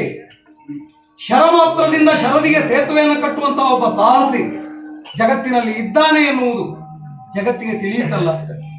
ತಿಳಿಯಬೇಕು ಅಂತಾದ್ರೆ ಶರದಿಗೆ ಸೇತುವೆಯನ್ನು ಕಟ್ಟಿದ್ದನ್ನ ಕಂಡವರು ಇರಬೇಕಲ್ಲ. ಕಟ್ಟಿದವ ನೀನು ಅಗ್ನಿ ಪ್ರವೇಶವನ್ನು ಮಾಡ್ತಾ ಇದ್ದಿ. ಆಮೇಲೆ ಹನುಮಂತವ ಕಟ್ಟಿದ್ದು ಹೌದು ಅಂತ ಹೇಳಿದ್ರೆ ಯಾರೂ ನಂಬುವುದಿಲ್ಲ. ಯಾಕೆಂದ್ರೆ ನೀನು ತಿಳಿದುಕೊಂಡ ಹಾಗೆ ಅವನು ಮರ್ಕಟ ಅಂತ ಹೇಳ್ತಾರೆ. ಇಂತಹ ಶರದಿಗೆ ಸೇತುವೆಯನ್ನು ಕಟ್ಟುವಂತಹ ಒಬ್ಬ ಸಮರ್ಥ ಇಲ್ಲಿ ಇದ್ದ ಎನ್ನುವುದಕ್ಕೊಂದು ಕುರುಹು ಇರುವುದಿಲ್ಲ. ನೀನು ಹೀಗೆ ಅಗ್ನಿ ಪ್ರವೇಶವನ್ನು ಮಾಡಿದರೆ ಉಚಿತವಲ್ಲವಯ್ಯ. ಗುರುವೇ ಇಲ್ಲದಂತೆ ಹಾಗಾಗಿ ಹಾಕಿದ್ದಾನೆ. ಮತ್ತೆ ಕಟ್ಟಿದ್ದೀಯ ಅನ್ನೋದಕ್ಕೆ ಸಾಕ್ಷಿ ಏನಯ್ಯ? ನೋಡಿದವರು ಯಾರೂ ಇಲ್ಲ. ಈಗ ಒಂದು ಕೆಲಸ ಮಾಡು, ನಾನು ಬರುವುದು ಸ್ವಲ್ಪ ತಡ ಆಯ್ತೋ ಏನು, ಮೊದಲೇ ಬಂದಿದ್ರೆ ಆ ಸೇತುವೆಯನ್ನು ನಾನು ಬಹುಶಃ ನೋಡಬಹುದಿತ್ತು. ಈಗಲೂ ಏನು ಕಾಲ ಮಿಂಚಿ ಹೋಗಲಿಲ್ಲ, ನೀನಿದ್ದೀಯಲ್ಲ. ನನಗೋಸ್ಕರ ಇನ್ನೊಂದು ಸೇತುವೆಯನ್ನು ನಿರ್ಮಾಣ ಮಾಡು. ಅದನ್ನು ಆತ ಮುರಿದು ಬಿಟ್ರೆ ನಾನು ಹೋಗಿ ಹೇಳ್ತೇನೆ ಎಲ್ಲವರಲ್ಲಿ, ಅವ ಕಟ್ಟಿದ್ದು ಹೌದು, ಇವ ಮುರಿದಿದ್ದು ಹೌದು, ಲೆಕ್ಕಾಚಾರ ಸರಿ ಆಯ್ತು ಅಂತ. ಆದರೆ ನನ್ನ ಪಂಥದಲ್ಲಿ 3 ಬಾರಿ ಸೇತುವೆಯನ್ನು ಕಟ್ಟಿದ ನಂತರ ನಾನು ಮಾಡಬೇಕಾದದ್ದು ಒಂದೇ ಕಾರ್ಯ, ಅಗ್ನಿ ಪ್ರವೇಶ. ಅಯ್ಯ, ಇದಕ್ಕೆ ಸಾಕ್ಷಿ ಆತ್ಮಸಾಕ್ಷಿ. ನಿನ್ನ ಆತ್ಮಸಾಕ್ಷಿ ನಿನಗೆ ಸಿಕ್ಕಿದ್ದಯ್ಯ, ಬೇರೆಯವರಿಗೆ ಏನಾದೀತು? ಜಗತ್ತಿಗೆ ಒಂದು ಅರ್ಜುನ ಎನ್ನುವವನಿದ್ದ ಎನ್ನುವುದು ತಿಳಿಯುವುದಿಲ್ಲ. ನಾನು ಕಟ್ಟಿದ್ದನ್ನು ನೋಡಿದವನು ಆ ಹನುಮಂತನಿದ್ದಾನೆ, ಮುರಿದವನು ಅವನೇ ಇದ್ದಾನೆ. ಹಾಗಿರ್ಲಿಕ್ಕಿಲ್ಲ. ಬಹುಶಃ ನಿನ್ನ ಹತ್ರ 3 ಬಾಣಗಳು ಆಗಿದ್ವ, ಮಂತ್ರಿಸಿದ ಶರಗಳಿದ್ವ 3. ಆ 3 ಮಂತ್ರಿಸಿದ ಶರಗಳು ಮುಗಿದು ಹೋದವು. ಈಗ ಕಟ್ಲಿಕ್ಕೆ ಆಗುವುದಿಲ್ಲ. ಆಗಿದ್ರೆ ಹಾಗಲ್ಲ, ಮಂತ್ರಿಸಿದ ಶರಗಳು ಎನ್ನುವುದಕ್ಕಿಂತಲೂ ಶರವಿದ್ಯೆ ನನ್ನಲ್ಲಿ ಇನ್ನೂ ಇದೆ. ಇದೆಯಾ?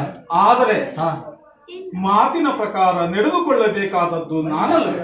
ಏನು ಮಾಡ್ಲಿಕ್ಕೆ ಬರ್ತದೆ? ನಮ್ಮಂತ ವಯಸ್ಸಾದವರಿಗೆ ಒಂದ್ಸಲ ನೋಡುವ ಎನ್ನುವ ಬಯಕೆ ಇರ್ತದೆ, ನೋಡುವ ಎನ್ನುವ ಆಸೆ ಇತ್ತು, ಅದು ಈಡೇರುವ ಲಕ್ಷಣ ಇಲ್ಲ.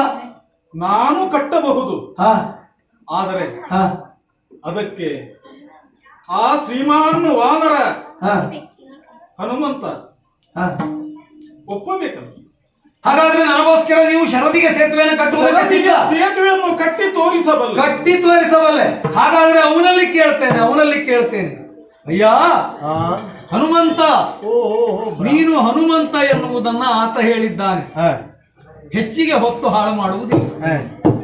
ನಾನು ನೋಡುವುದಕ್ಕೋಸ್ಕರವಾಗಿ, ಪ್ರಪಂಚ ಮುಖಕ್ಕೆ ತಿಳಿಸುವುದಕ್ಕೋಸ್ಕರವಾಗಿ ಆತ ಒಂದು ಶರದಿಗೆ ಸೇತುವೆಯನ್ನು ಕಟ್ತೇನೆ ಅಂತ ಹೇಳಿದ್ದಾನೆ. ಅವನ ಹತ್ರ ಆಗುವುದಿಲ್ಲ. ಒಂದು ವೇಳೆ ಕಟ್ಟಿಯೇ ಬಿಟ್ಟ, ರಾಮ ಸೇತುವೆಯನ್ನು ಅಣಕಿಸುವಂತೆ ಅವನೊಂದು ಸೇತುವೆಯನ್ನ ಮತ್ತೆ ನಿರ್ಮಾಣ ಮಾಡಿದಂತಾದ್ರೆ, ಅವ ಸಿದ್ಧನಾದ ಅಂದ್ರೆ ಅದನ್ನು ಮುರಿಯುವುದಕ್ಕೆ ನೀನು ಬದ್ಧನ? ನೀವು ಬ್ರಾಹ್ಮಣರು ವೇಷ ಆಗಿರ್ಲಿಕ್ಕಿಲ್ಲ ಇದು. ಇಲ್ಲ, ಯಾಕೆಂದ್ರೆ ನಾನು ವೇಷ ಹಾಕಿದವನು, ನಿಮ್ಮ ಬಗ್ಗೆ ನನಗೆ ಗೌರವ ಉಂಟು. ರಾಮನನ್ನು ಮೊದಲು ಕಂಡದ್ದು ನಾನು ಒಟ್ಟು ವೇಷದಲ್ಲಿ. ಅಂದು ಋಷ್ಯಮುಖ ಪರ್ವತದಲ್ಲಿ ನಾವು ಕುಳಿತಂತಹ ಸಂದರ್ಭದಲ್ಲಿ ಸುಗ್ರೀವ ಹೇಳಿದ, ಹನುಮ ಅಲ್ಲಿ ತೋರುವವರು ಯಾರು ಅಂತ ನೋಡಿ ಬಾ. ಆಗ ನಾನು ಯೋಚಿಸಿದ್ದು, ವಿಶ್ವಾಸಕ್ಕೆ ಅರ್ಹರಾದದ್ದು ಒಟುವೇಷ ಅಂತ ಒಟುವೇಷವನ್ನು ಧರಿಸಿ ಹೋಗಿ ಮೊದಲು ರಾಮದರ್ಶನವನ್ನು ಮಾಡಿ ಅಂತರಂಗದಲ್ಲಿ ರಾಮನನ್ನು ಧ್ಯಾನಿಸುತ್ತಿದ್ದರು. ಮೂರ್ತನಾಗಿ ರಾಮನನ್ನು ಕಂಡದ್ದು ನಾನು ಒಟ್ಟುವಾಗಿ. ಹಾಗಾಗಿ ಕೇಳಿದೆ, ವೇಷ ಅಲ್ಲವಲ್ಲ? ಅಲ್ಲ ಅಲ್ಲ ಅದಲ್ಲ ಅಂದ್ರೆ ನಿಮಗೆ ಸೇತುವೆಯನ್ನು ಮುರಿದದ್ದು ನೋಡಬೇಕು ಅನ್ನುವ ಅಪೇಕ್ಷೆ ಇದ್ರೆ, ಅಲ್ಲ ಅವನು ಕಟ್ಟಿದ್ದನ್ನು ನೋಡಬೇಕು ಅನ್ನುವ ಅಪೇಕ್ಷೆಯೂ ಇದ್ರೆ, ಅಪೇಕ್ಷೆ ಇರುವುದು ಕಟ್ಟಿದ್ದನ್ನು ನೋಡುವುದೇ. ನನಗೆ ಮುರಿಯುವುದಕ್ಕೆ ಚಿಂತೆ ಇಲ್ಲ. ನಾನು ಮೊದಲು ಹೇಳಿದ್ದೇನೆ, 3 ಅಂತ ಹೇಳಿದವನು ಅವನು. ನನಗೆ 3 ಆದ್ರೆ ಏನು, 6 ಆದ್ರೆ ಏನು. ರಾಮ ಸೇತುವೆಯ ಪಕ್ಕದಲ್ಲಿ ಮತ್ತೊಂದು ಪ್ರತಿ ಸೇತುವೆಯನ್ನು ಕಟ್ತಾನೆ, ಅದನ್ನು ರಾಮನ ಸೇತುವೆಯನ್ನು ಅಣುಕಿಸುವುದಕ್ಕೆ ಕಟ್ತಾನೆ ಅಂತಾದ್ರೆ 3 ಅಲ್ಲ, ಎಷ್ಟು ಬಾರಿ ಕಟ್ಟಿದ್ರು ಮುರಿತೇನೆ. ಅರ್ಜುನ, ಅಯ್ಯ ಹನುಮನ ಮಾತನ್ನ ಕೇಳಿದೆಯಲ್ಲ, ಇನ್ನೇಕೆ ತಡ? ನಾನು ನೋಡಬೇಕು, ಇನ್ನೊಂದು ಸೇತುವೆಯನ್ನು ನಿರ್ಮಾಣ ಮಾಡು. ವೀರಭದ್ರ ಬಳಿಕ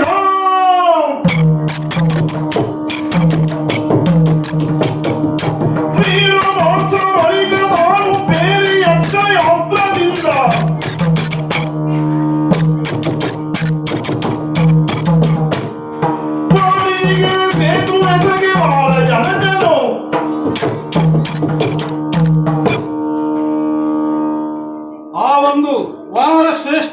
ಸೇತುವೆಯನ್ನು ನೋಡಿದರೆ ಈ ಸೇತುವೆಯನ್ನು ಕಟ್ಟಿದರೆ ಇದನ್ನೂ ಅವನು ಮುರಿದು ಹಾಕುತ್ತಾನೆ.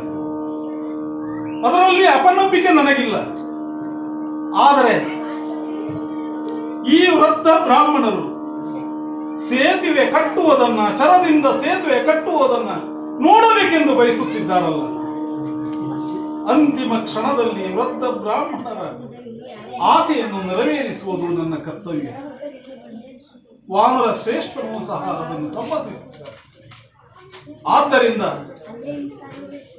ಬಿಲ್ಲುಗಾರಿಕೆಯ ತಂತ್ರಜ್ಞಾನಗಳನ್ನು ಉಪಯೋಗಿಸಿ ಶ್ರೀಕೃಷ್ಣನನ್ನು ಧ್ಯಾನಿಸುತ್ತಾ ಈ ಒಂದು ಸೇತುವೆಯನ್ನು ಶರದಿ ಪುನಃ ಕಟ್ಟುತ್ತಿದ್ದೇನೆ. ರಾಮ ರಾಮ ರಾಮ ಅವ ಭೀಮ ಭೀಮ ಅಂತ ಕಟ್ಟಿ ಬಿಡ್ತಾ ಇದ್ದಾನೆ, ನೀನು ರಾಮ ರಾಮ ಅಂತ ಮುರಿದು ಹಾಕ್ತಾ ಇದ್ದೀರಿ. ನನಗೆ ನಿಮ್ಮ ಮೇಲೆ ಸಂದೇಹ ಹೆಚ್ಚಾಗ್ತಾ ಇದೆ. ನಾನಿಲ್ಲಿಗೆ ಬಂದಾಗ ನೀವು ಡೊಂಬರಾಟಿಗರ ಎನ್ನುವುದಾಗಿ ಸಂದೇಹ ಪಟ್ಟಿದ್ದೆ. ನಾವು ಡೊಂಬರಾಟಿಗರು ಅಂತ ನೀವು ಸಂದೇಹ ಪಟ್ರಿ, ನೀವು ಯಾರು ಅಂತ ನಮ್ಗೆ ಗೊತ್ತಾಗ್ಲಿಲ್ಲ. ಆದ್ರೆ ಅದಲ್ಲ ಅಂತ ಈಗ ಅನ್ನಿಸ್ತಾ ಇದೆ. ವೃದ್ಧ ಬ್ರಾಹ್ಮಣ ಅಂತ ಕಾಣ್ತದೆ, ಹೆಸರೇನು ಅಂತ ಹೇಳ್ಬೋದಾ? ನಾವು ಕಂಠಭಟ್ಟ ಎನ್ನುವುದಾಗಿ ನಮ್ಮ ಹೆಸರು. ಕಂಠದ ಮೇಲೆ ಮನೆ ಕಟ್ಟಿಕೊಂಡು ಇದ್ದದ್ದರಿಂದ ನಮಗೆ ಕಂಠಭಟ್ಟ ಅಂತ ಕರೆದಿದ್ದಾರೆ. ಆದ್ರೆ ಈಗ ನನ್ನ ಸಂದೇಹ ಏನು, ನೀವಿಬ್ರು ಒಂದೇ ಪಾಳ್ಯದವರು. ಕಂಠದಲ್ಲಿ ಮನೆ ಕಟ್ಟಿಕೊಂಡ ಮೇಲೆ ಕಂಠಭಟ್ಟ ಅಂತ ಬಂತು, ಮನೆ ಕಟ್ತೀರಿ ಅಂತ ಗೊತ್ತಿತ್ತು? ಗೊತ್ತಿಲ್ಲ, ಕಟ್ಟಿದ ಮೇಲೆ ತರ್ಕಿಸುವುದಕ್ಕಾಗಿ ನಾನು ತರ್ಕಿಸುವುದಕ್ಕೆ ಹೊರಟದ್ದು. ಈಗ ಹೆಸರು ಕೆಲವು ಬಾರಿ ಹೇಳುವವರಿಗೆ ನನ್ನ ಮೊದಲ ಹೆಸರು ಏನು ಅಂತ ಮರ್ತು ಹೋಗ್ತದೆ. ಯಾರು ಯಾವ ಹೆಸರಿನಿಂದ ಕರೀತಾರೋ ಅದೇ ಹೆಸರು ಹೇಳಿಬಿಡ್ತಾರೆ. ಈಗ ನೀವು ಹೇಳಿದಿಲ್ಲ ಕಂಠದಲ್ಲಿ ಕಟ್ಟಿದ್ರಿಂದ ಕಂಠಭಟ್ರು ಅಂತ. ನೀವು ಮನೆ ಕಟ್ಟಿದ ಆಮೇಲೂ ಇಲ್ಲ, ಕಟ್ಟುವಾಗಲೇ ನಿಮ್ಮಪ್ಪ ಕಟ್ಟಿದ್ದಕ್ಕೆ ನಿಮಗೆ ಕಂಠವನದಲ್ಲಿ ಮನೆ ಕಟ್ಟಿದವರು ಮಗ ಅಂತ ಕಂಠಭಟ್ರು ಅಂತ ಇತ್ತು. ಹಾಗೆ ಬಂದದ್ದು. ಕಂಠದ ಮೇಲೆ ಮನೆ ಇರುವುದರಿಂದ ಅವರನ್ನ ಕಂಠಭಟ್ರು ಅಂತ ಆಗಿದ್ದು. ನಿಮ್ಮ ಪರಂಪರೆಗೆ ಕಂಠಭಟ್ರು ಅಂತ. ನಮಗೆ ಸಂಕಟ ತರಬೇಡಿ. ಇರ್ಲಿ. ಈಗ ನಿಮ್ಮಿಬ್ಬರನ್ನು ಒಂದೇ ಪಾಳ್ಯದಲ್ಲಿ ಯಾಕೆ ಗುರುತಿಸ್ತಾ ಇದ್ದೇನೆ, ನೀವಿಬ್ಬರು ಒಂದೇ ಪಾಳ್ಯದವರಾಗಿ ಇಂದ್ರಜಾಲ ಮಹೇಂದ್ರಜಾಲ ವಿದ್ಯೆಬಲ್ಲವರಾದ ಜಾದೂಗಾರರಾಗಿ ಒಬ್ಬ ಮಂಗನಾಗೆ ಇದ್ದುಕೊಂಡು ಇನ್ನೊಬ್ಬ ಮಾನವನಾಗೆ ಇದ್ದುಕೊಂಡು ನನ್ನಂತ ಮುದುಕರು ಯಾರಾದ್ರೂ ಬಂದ್ರೆ ಬಾಲ ಕಟ್ಟಬೇಕು ಅಂತ ನೋಡ್ತಾ ಇದ್ದೀರಾ? ಅದಿಲ್ಲ ಅಂತಾದ್ರೆ ಶರವೊಂದರಿಂದ ಶರದಿಗೆ ಸೇತುವೆಯನ್ನು ಕಟ್ತಾನೆ. ಅವ ಕಟ್ತಾನೆ ಅಂದ್ರೆ ಹೇಗೆ ಕಟ್ತಾನೆ ಎನ್ನುವುದಾಗಿ ನೋಡಿಯೇ ಬಿಡಬೇಕು ಎನ್ನುವುದಾಗಿ ಬಿಟ್ಟ ಕಣ್ಣನ್ನ ಬಿಟ್ಟಂತ ಇಟ್ಟುಕೊಂಡಿದ್ದೆ ನಾನು. ದೇವರಾಣಿ ಕಟ್ಟಿದ್ದಾರೆ ನೋಡ್ಲಿಕ್ಕೆ ಚಂದ ಉಂಟು, ಏನೋ ಉದ್ದಕ್ಕೆ ಬೆಳ್ಳಗೆ ಕಾಣುತ್ತಾ ಇದೆ. ಆದ್ರೆ ಅದು ಸೇತುವೆಯೋ ಅಂತ ನಾನು ಒಪ್ಪಿಕೊಳ್ತೇನೆ. ಸೇತುವೆ ನೋಡ್ಲಿಕ್ಕೆ ಚಂದ ಅಲ್ಲ, ನೋಡ್ಲಿಕ್ಕೆ ಚಂದ. ಹೌದು. ಇಲ್ಲಿ ಪ್ರಶ್ನೆ ಏನು, ಮೊದಲು ಕಟ್ಟಿದ ಮೂರು ಚಂದ ಇತ್ತು ನೋಡ್ಲಿಕ್ಕೆ. ಅಲ್ಲ, ಇಲ್ಲಿ ಪ್ರಶ್ನೆ ಏನು, ಅದು ಸೇತುವೆಯಾ? ಒಂದು ವೇಳೆ ಅದು ಸೇತುವೆಯೇ ಆಗಿದ್ರೆ ಅವ ಕಟ್ಟಿಟ್ಟ ಸೇತುವೆ ಎಷ್ಟು ಗಟ್ಟಿ ಅಂತ ನಾವು ಸ್ವಲ್ಪ ತಟ್ಟಿ ಕುಟ್ಟಿ ಮೆಟ್ಟಿ ನೋಡ್ಬೇಕಯ್ಯ. ನಾನ್ ನೋಡಿದ್ದೇನೆ, ಅದು ಯಾಕೆ ಅಂತ ಕೇಳು. ಅಲ್ಲ, ಎಷ್ಟು ಗಟ್ಟಿ ಅಂತ ನಾನು ನೋಡಿದ್ದೇನೆ. ಅಲ್ಲ, ನೀವು ನೋಡ್ಬೇಕು ಅನ್ನೋ ಅಪೇಕ್ಷೆ ಇದ್ರೆ ನೋಡ್ಬೋದೇನೋ. ಒಂದ್ ವೇಳೆ ನಾನು ಮುಟ್ಟಿದಾಗಲೇ ಅದು ಮುರಿದು ಹೋಯ್ತು ಅಂದ್ರೆ ಮತ್ತೆ ನೀನು ಮುರಿಯುವುದೇ ಅಂತದ್ದನ್ನು. ಹೌದೌದು, ಅದು ಅಲ್ವಾ? ಪ್ರತಿಜ್ಞೆ ಮುಗಿದಿದೆ, 3 ಬಾರಿ ಮುರಿದಿದ್ದೆ. ಅದಕ್ಕಾಗಿ ಆತ ಕಟ್ಟಿಟ್ಟ ಸೇತುವೆ ಮೇಲೆ 10 ಹೆಜ್ಜೆ ನಾನಿಟ್ಟು ಬರ್ತೇನೆ, ಅಲ್ಲಿಯವರೆಗೆ ಇರು. ನೀವು ಹೋಗಿ ಬರುವವರೆಗೆ ಕಾಯ್ಬೇಕಾ? ಹೌದೌದು. ಇಲ್ಲಿಗೆ ಸರಿ ಹೋಯ್ತು. ಪಂಥದ ಫಲಿತಾಂಶ ಶೂನ್ಯ. ಒಂದು ಪಂಥ ಅಥವಾ ಪಂದ್ಯ ಒಂದು ನಿರ್ಣಾಯಕ ಹಂತವನ್ನು ತಲುಪಿದಂತಹ ಕಾಲದಲ್ಲಿ ನಿರ್ಣಾಯಕನ ಸ್ಥಾನದಲ್ಲಿದ್ದವ ನೋಡಬೇಕಾದುದು ಪಂಥಾವಲೋಕನ. ಪಂಥ ಏನಿತ್ತು? ಆತ ಪಂಥವನ್ನು ಕಟ್ಟಿದ್ದಾನೆ. ರಾಮನ ಸೇತುವೆಯ ಪಕ್ಕದಲ್ಲಿ ತಾನೊಂದು ಸೇತುವೆಯನ್ನು ನಿರ್ಮಿಸ್ತೇನೆ ಎನ್ನುವುದಾಗಿ. ಹನುಮ ಪಂಥವನ್ನು ಕಟ್ಟಿದ್ದಾನೆ, ನಾನು 3 ಬಾರಿ ಮುರಿದು ಬಿಡ್ತೇನೆ ಎನ್ನುವುದಾಗಿ. ಆತನ ಮಾತಿನಂತೆ ಆತವನನ್ನು ಇಟ್ಟಿದ್ದಾನೆ, ಈತನ ಮಾತಿನಂತೆ ಈತ 3 ಮುರಿದಿದ್ದಾನೆ. ಇಲ್ಲಿಗೆ ಲೆಕ್ಕಾಚಾರ ಸರಿಯಾಯಿತು. ಹಾಗಂತ ಸುಮ್ಮನೆ ಬಿಟ್ರೆ ಹನುಮ ಈ ಸೇತುವೆಯನ್ನು ಮುರಿದು ಬಿಡ್ತಾನೆ. ಹಾಗಾಗಬಾರದು. ಆ ಕಾರಣದಿಂದ ಹಿಂದೆ ಸಮುದ್ರ ಮಂಥನ ಕಾಲದಲ್ಲಿ ಮಂದರ ಪರ್ವತ ನೀರಿನಲ್ಲಿ ಇಳಿದು ಹೋಗುತ್ತಿರುವಂತಹ ಸಂದರ್ಭದಲ್ಲಿ ಯಾವ ಕೂರ್ಮಾವತಾರವನ್ನು ಹೊತ್ತು ಮಂದರ ಪರ್ವತವನ್ನ ಮೇಲೆತ್ತಿ ಹಿಡಿದಿದ್ದನು, ಆ ಕೂರ್ಮಾವತಾರವನ್ನು ಮತ್ತೊಮ್ಮೆ ತಳೆದು ಸೇತುವೆಯ ಅಡಿಪಾಯದಲ್ಲಿ ಬೆನ್ನನ್ನು ಕೊಟ್ಟು ಕುಳಿತುಕೊಳ್ತೇನೆ. ನೋಡೋಣ. ಹನುಮ ಮುರಿ ಮುರಿ ಮುರಿ ಮುರಿ ಮುರಿ. ಹೋದ ಬ್ರಾಹ್ಮಣರು ತಿರುಗಿ ಬರುವುದಿಲ್ಲ, ಅಲ್ಲಿಂದಲೇ ಹೇಳ್ತಾರೆ ಮುರಿ ಮುರಿ ಎನ್ನುವುದಾಗಿ. ಹೋಗುವಾಗ ಬೆನ್ನು ನೋಡ್ತೇನೆ, ಸ್ವಲ್ಪ ಕಪ್ಪಗಿದ್ದಾರೆ. ಇಲ್ಲಿ ನೀಲಿ ಇರುವ ಕಾಣುತ್ತುಂಟು. ಆದ್ರೆ ಹೋದ ಬ್ರಾಹ್ಮಣರು ಅಲ್ಲಿಂದಲೇ ಮುರಿಬಹುದು ಅಂತ ಹೇಳಿದ್ದಾರೆ ಅಂತಾದ್ರೆ ಆ ಸೇತುವೆಯನ್ನು ನಾನು ರಾಮನ ಸೇತುವೆ ಪಕ್ಕದಲ್ಲಿ ಇರುವುದಕ್ಕೆ ಬಿಡ್ತಾರೋ? ಈಗ 2 ಕಾಲು ಎತ್ತಿ ಮರುವುದೆಂದ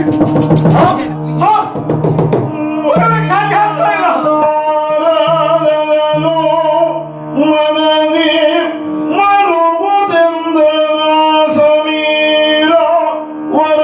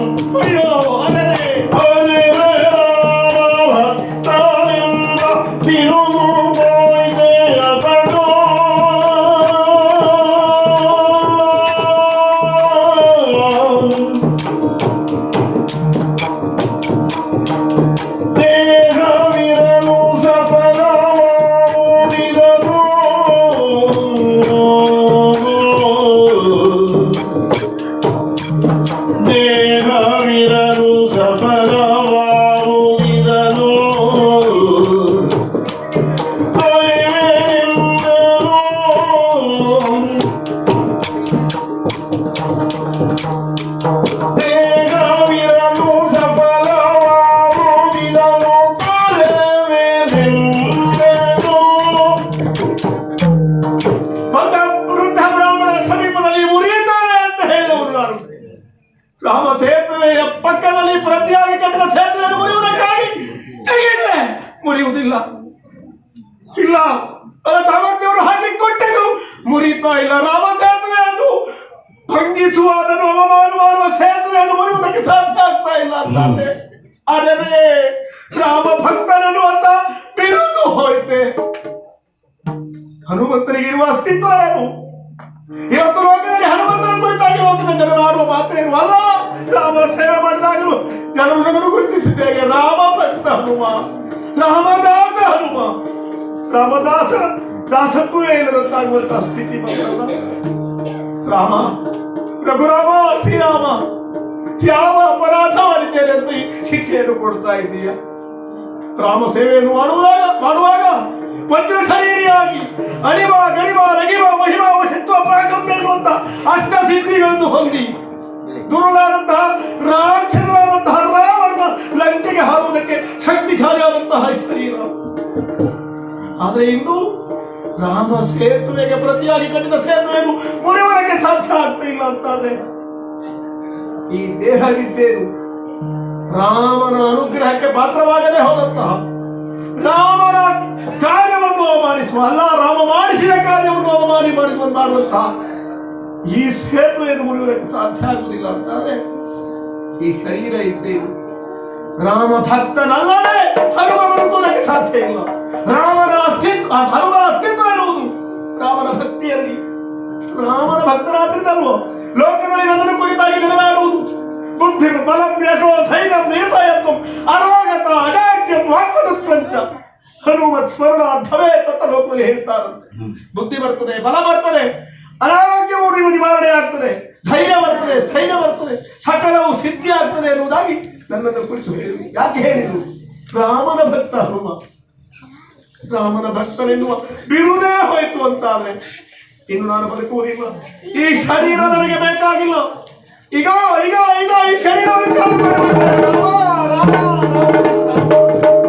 ಪವನ ಸುತನ ಮನದ ತಾಪವನು ಕಂಡು ಕಮಲ ನೇತ್ರ ತಾಮೈದೋರೇ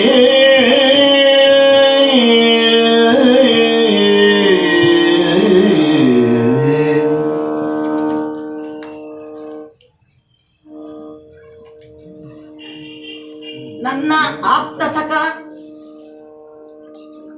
ಅರ್ಜುನ, ಯುಗಾಂತರದ ಸಖ ಆಂಜನೇಯ, ಇವರಿಬ್ಬರಲ್ಲಿ ಹುಟ್ಟಿಕೊಂಡ ಅಭಿಪ್ರಾಯ ಭೇದ ವಾದವಾಗಿ ಸಂಘರ್ಷಕ್ಕೆ ಎಡೆ ಮಾಡಿದೆ. ಉದ್ವೇಗದಿಂದ ಕಟ್ಟಿದ್ದನ್ನು ಶ್ರದ್ಧೆಯಿಂದ ಮುರಿಯುವ ಕೆಲಸವನ್ನು ಮಾಡಿದರು ಇಬ್ಬರು. ಶ್ರದ್ಧೆಯನ್ನು ಕಟ್ಟಿ ಉದ್ವೇಗವನ್ನು ಮುರಿಯುವ ಕೆಲಸವನ್ನು ನಾನು ಮಾಡಿದೆ. ಇಬ್ಬರದ್ದು ಶ್ರದ್ಧೆಯ ಅತಿರೇಕ. ರಾಮನ ನಿರ್ಮಾಣವೇ ಶ್ರೇಷ್ಠ.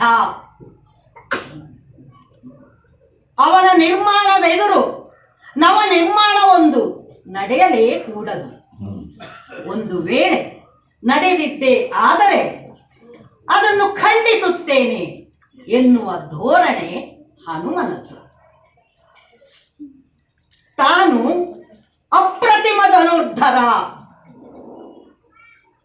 ಹೊಸದಾದ ಸೇತುವೆಯನ್ನು ಕೇವಲ ಕ್ಷಣದಿಂದಲೇ ನಿರ್ಮಿಸುತ್ತೇನೆ ಎಂಬ ಆತ್ಮವಿಶ್ವಾಸ ಅರ್ಜುನನದ್ದು. ಇಬ್ಬರೂ ಸಮರ್ಥರೇ. ಆದರೆ ಬಂದ ಆವೇಶದ ಎದುರು ಹಳತು ಹೊಸತನ್ನು ಬೆಸೆಯುವ ವಿವೇಚನಾ ಶಕ್ತಿ ಇಬ್ಬರಲ್ಲೂ ಮರೆಯಾಗಿ ಹೋಗಿದ್ದರಿಂದ ಹೀಗೆಲ್ಲ ಘಟಿಸಿತು. ರಾಮನಿಲ್ಲದ ಪ್ರಪಂಚವೇ ಬೇಡ ಎಂಬ ಜಿಗುಪ್ಸೆಯನ್ನು ಹೊಂದಿದ್ದಾತ ಆಂಜನೇಯ. ಈಗ ತನ್ನ ಮೇಲೆಯೇ ಜಿಗುಪ್ಸೆಯನ್ನು ಹೊಂದಿದ್ದಾನೆ. ಅವನ ಸಂತಾಪವನ್ನು ನೋಡಲಾಗುವುದಿಲ್ಲ. ಈಗ ಅವನನ್ನು ಸಂತೈಸಬೇಕು. ಇವರಿಬ್ಬರಲ್ಲೂ ಸ್ನೇಹ ಸೇತುವನ್ನು ಕಲ್ಪಿಸಬೇಕು. ಅದಕ್ಕಾಗಿ ನಾನು ರಾಮನಾಗಿ ಕಾಣಿಸಿಕೊಳ್ಳುತ್ತೇನೆ. ವತ್ಸ, ಹನುಮ, ಜಯ ಜಯ ಜಗನ್ನಾಥ ಜಾನಕಿ ಸುಪ್ರೀತ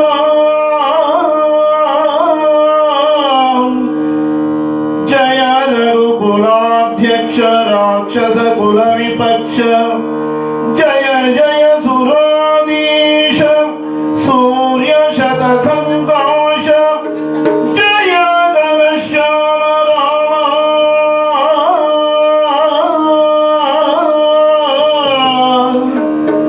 ಜಯ ಜಯ ದಯಾ ಸಾರ ದೀನ ಕುಲ ಉದ್ಧಾರ ಜಯ ವಿನಿರ್ಜಿತ ಪಾಪ ವಿಧೃತ ಮಾರ್ಗಣ ಜಾಪ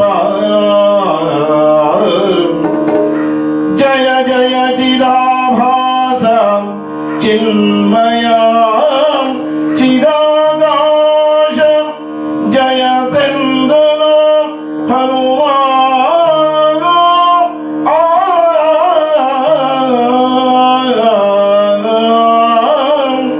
ಜಯ ಜಯ ಜಯ ಜಯ ಜಯ ಜಯ ರಾಮ ರಾಮ ರಾಮ ರಾಮ ರಾಮ ಎಂದು ನಾನು ಮನದಲ್ಲೇ ಧ್ಯಾನಿಸುತ್ತಾ ಶರೀರವನ್ನು ಕಳೆದುಕೊಳ್ಳಬೇಕು ಎನ್ನುವಾಗ ಮಗು ಹನುಮ ಅಂತ ರಾಮನ ಧ್ವನಿ ಕೇಳ್ತಾ ಉಂಟು. ರಾಮ ರಾಮ ಏನು ನೋಡ್ತಾ ಇದ್ದೇನೆ. ವತ್ಸ, ಹನುಮ, ರಾಮ ರಾಮ ರಾಮ ಅಂದು ನಾನು ನಿರ್ಯಾಣ ಹೊಂದುವ ಸಮಯದಲ್ಲಿ ರಾಮ ರಾಮ ನಿನಗೆ ಹಾಗೂ ನಿನ್ನಂತಹ ಚಿರಂಜೀವಿಗಳಿಗೆ ಪ್ರತಿ ಯುಗದಲ್ಲೂ ರಾಮನಾಗಿ ಕಾಣಿಸಿಕೊಳ್ಳುತ್ತೇನೆ ಎಂದು ಹೇಳಿದ್ದೆ. ಅದರಂತೆ ಈಗ ನಿನಗೆ ದರ್ಶನವನ್ನು ನೀಡಿದ್ದೇನೆ. ಜಯ ಜಯ ಜಯ ಜಯ ರಘುರಾಮ ಶ್ರೀರಾಮ ರಾಮಾಯ ರಾಮಭದ್ರಾಯ ರಾಮಚಂದ್ರಾಯ ವೇದತೆ ರಘುನಾಥಾಯ ನಾಥಾಯ ಸೀತಾಯ ಪತಯೇ ನಮ. ಭಗವಂತ ನಿನ್ನ ಪಾದಗಳಿಗೆ ಎರಗಿದ್ದೇನೆ, ನನ್ನ ಹಣೆಯನ್ನು ಹಂಚಿದ್ದೇನೆ. ನಿನ್ನ ಭಕ್ತನಾದಂತಹ ಈ ಹನುಮ ಇನ್ನು ಆರ್ತನಾಗಿದ್ದೇನೆ. ದೇವರೇ ಹನುಮ, ನೋಡಿದ್ಯಾ ಹ, ಆ ಸೇತುವೆಯನ್ನು ಮುರಿಯಲಾರದೆ ಸೋತು ಕೂತಿದ್ದೇನೆ. ವಾತಕುಮಾರ, ವಾತ ಕುಮಾರ ಕೇಳ ಬರಿತೇನಿ ಮನದಲ್ಲಿ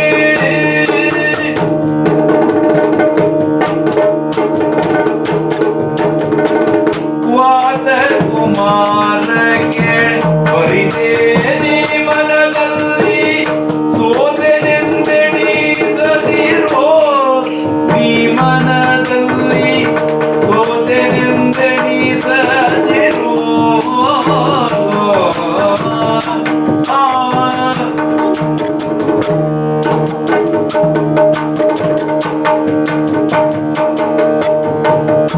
ಆತನ ಪಕ್ಷ ಪಾತದೋಡು ಮೈಯಾತೆ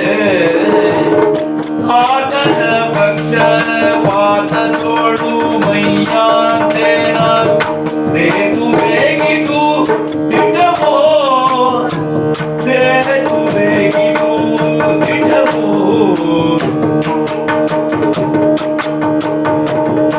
ಆತನ ಪಕ್ಷ ಪಾತದೋಡು ಮೈಯಾತೇನ ಸೇತು ಬೇಗಿದು ದಿಟವೋ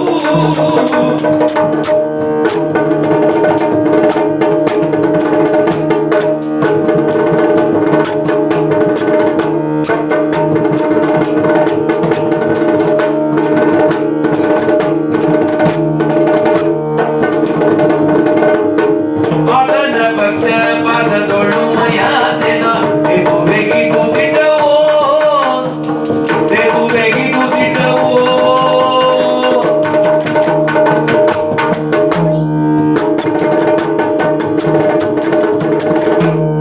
ಹನುಮ, ರಾಮ ಶ್ರೀರಾಮ ನೀನು ಸೋತೆನೆಂದು ಎಣಿಸಬೇಡ.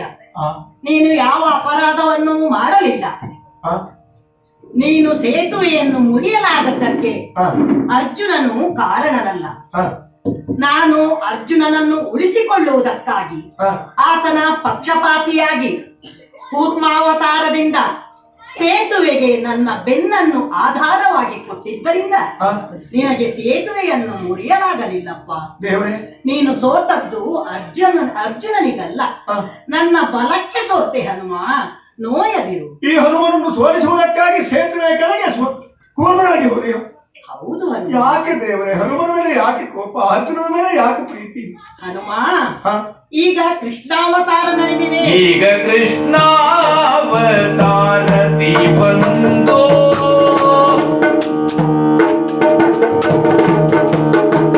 ಈಗ ಕೃಷ್ಣಾವತಾರದಿ ಬಂದು ಸಗನಾಗಿ ನೀ ಪಾತಗೆ ಸಗನಾಗಿ ನೀ ಪಾತಗೆ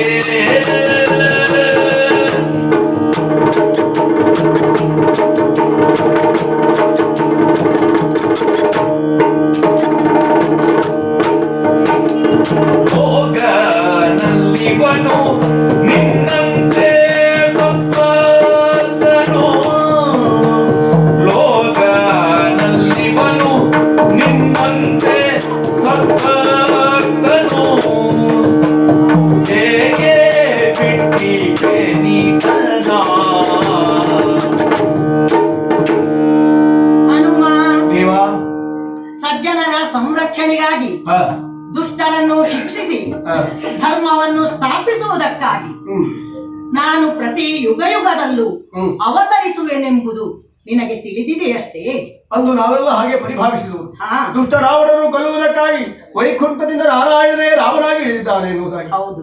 ಹಿಂದೆ ತ್ರೇತಾಯುಗದಲ್ಲಿ ಶ್ರೀರಾಮನಾಗಿ ಅವತರಿಸಿದ ನಾನು ರಾವಣಾದಿ ಲೋಕಕಂಟಕರನ್ನು ಸಂಹರಿಸಿದ್ದೇನೆ. ಆಗ ನೀನು ನನ್ನ ದಾಸನಾಗಿ ನನ್ನ ಎಲ್ಲಾ ಕೆಲಸಗಳಲ್ಲೂ ಬೆಂಬಲವಿತ್ತವನು. ಈಗ ದ್ವಾಪರ ಯುಗ. ದ್ವಾಪರ ಯುಗವೇ? ಹೌದು. ಯುಗವೇ ಕಳೆದು ಹೋದದ್ದು ಗೊತ್ತಾಗ್ಲಿಲ್ಲ. ಈಗ ನಾನು ಕೃಷ್ಣನೆಂಬ ಹೆಸರಿನಿಂದ ಲೀಲಾಮಾನುಷಧಾರಿಯಾಗಿ ಬಂದಿದ್ದೇನೆ. ಧರ್ಮ ಬೀರುವಾದ ಈ ಅರ್ಜುನ ಅವನನ್ನು ನನ್ನ ಆತ್ಮೀಯ ಸಖನನ್ನಾಗಿ ಸ್ವೀಕರಿಸಿದ್ದೇನೆ. ಮುಂದೊಂದು ದಿನ ನಾನು ಮಾಡುವ ಧರ್ಮ ಸಂಸ್ಥಾಪನಾ ಕಾರ್ಯಕ್ಕೆ ಅವನನ್ನು ಬಳಸಿಕೊಳ್ಳಬೇಕು. ಅದಕ್ಕಾಗಿ ನಾನು ಅರ್ಜುನನ ಪಕ್ಷಪಾತವನ್ನು ವಹಿಸುವುದು ನನಗೆ ಅನಿವಾರ್ಯವಾಗಿತ್ತು ಹನುಮ. ದೇವರೇ, ನೀನು ಯುಗದಲ್ಲಿ ಅವತಾರವನ್ನು ತಾಳುವುದು.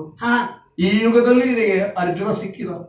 ಹಾಗಿದ್ರೆ ಹನುಮ ಇನ್ನೇನು ಮಾಡಬೇಕು ಅನ್ನೋ ಪ್ರಶ್ನೆ ಉಟ್ಕೊಳ್ತದಲ್ಲ. ಹನುಮ, ನೀನು ಹಾಗೆ ಭಾವಿಸಬಾರದಪ್ಪ. ನೀನು ತ್ರೇತಾಯುಗದ ಧೀರ ಧೀಮಂತನಲ್ಲವೇ? ನಿನ್ನಿಂದ ಇಹುದು ಮುಂದಕ್ಕೆ ಕಾರ್ಯ.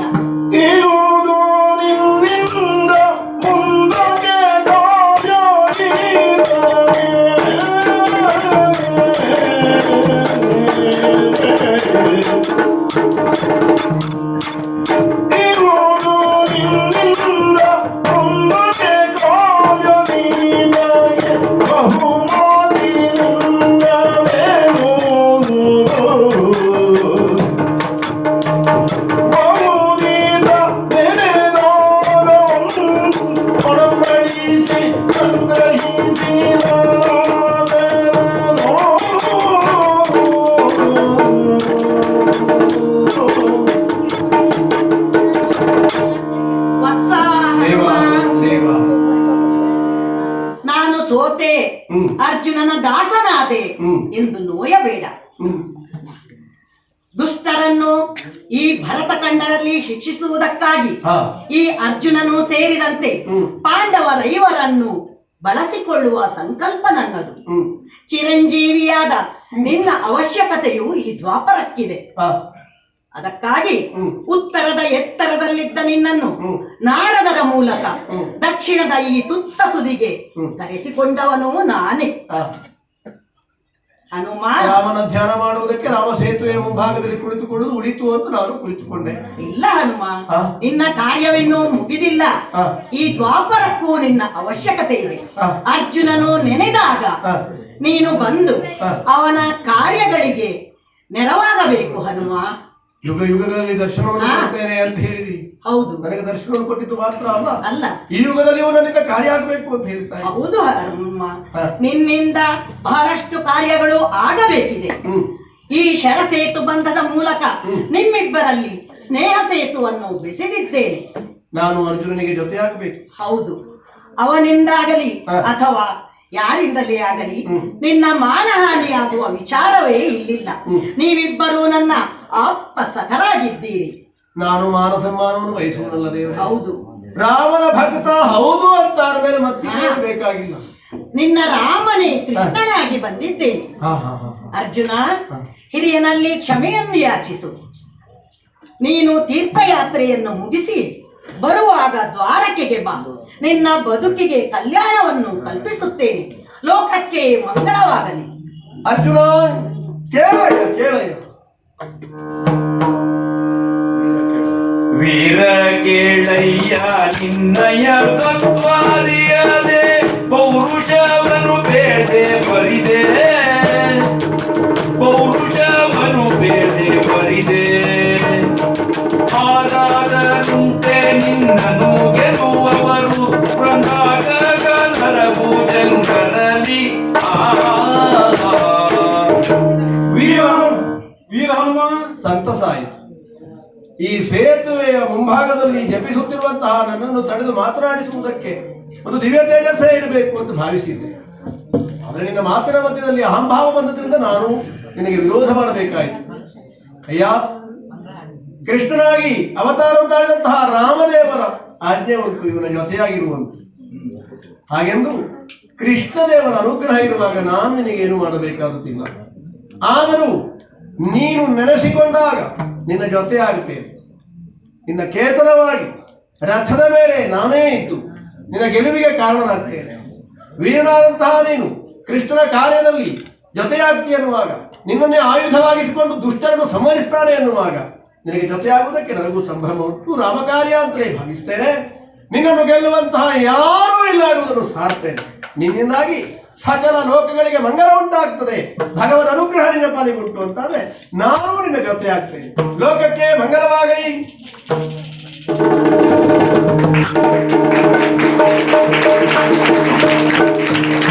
ಹರಿದಯ್ಯ ರಾಮ ಮಂತ್ರ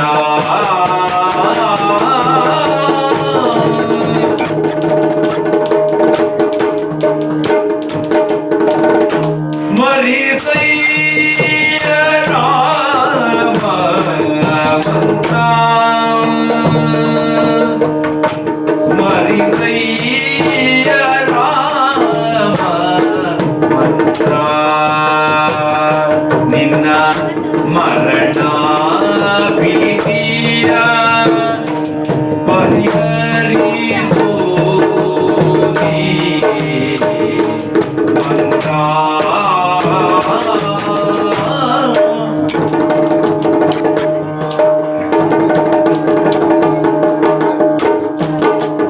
ಹರಿದಯ್ಯ ರಾಮ ಮಂತ್ರ, ನಿನ್ನ ಮರಣ ಭೀತಿಯ ಪರಿಹರಿಸುವತಿ ಮಂತ್ರ.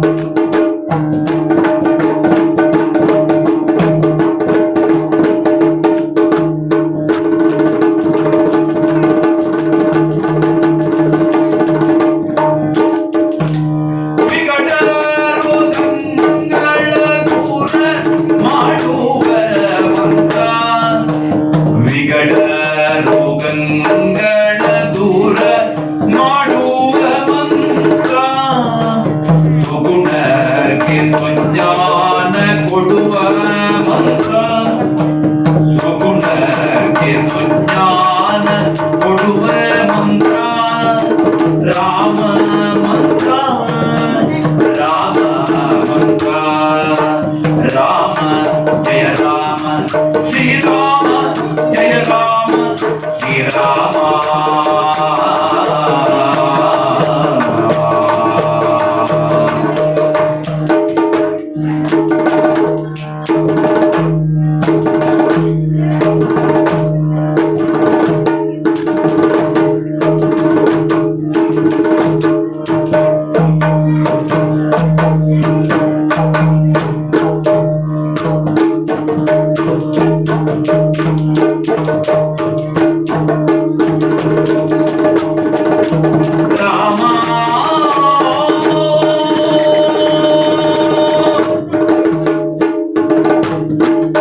ಸ್ಮರಿಸಯ್ಯ ರಾಮ ಮಂತ್ರ ನಿನ್ನ ಮರಣ ವಿಧಿಯ ಪರಿಗಣಿಸು ಶ್ರೀಮಂತ ಕರೆದೋಡು ಪರಶುಪಾಶಂಕುಶಧರೋಣಿಗೆ ಔಷಧಿ ಮಗುದರು ಪರಮವೇ ಪುರಭೂಷಣ ಚರಣಕಾಲಕ್ಕೆ ಆರತಿ ಎತ್ತಿರೆ ಆರತಿ ಮಾಡಿರೆ ಆರತಿ ಎತ್ತಿರೆ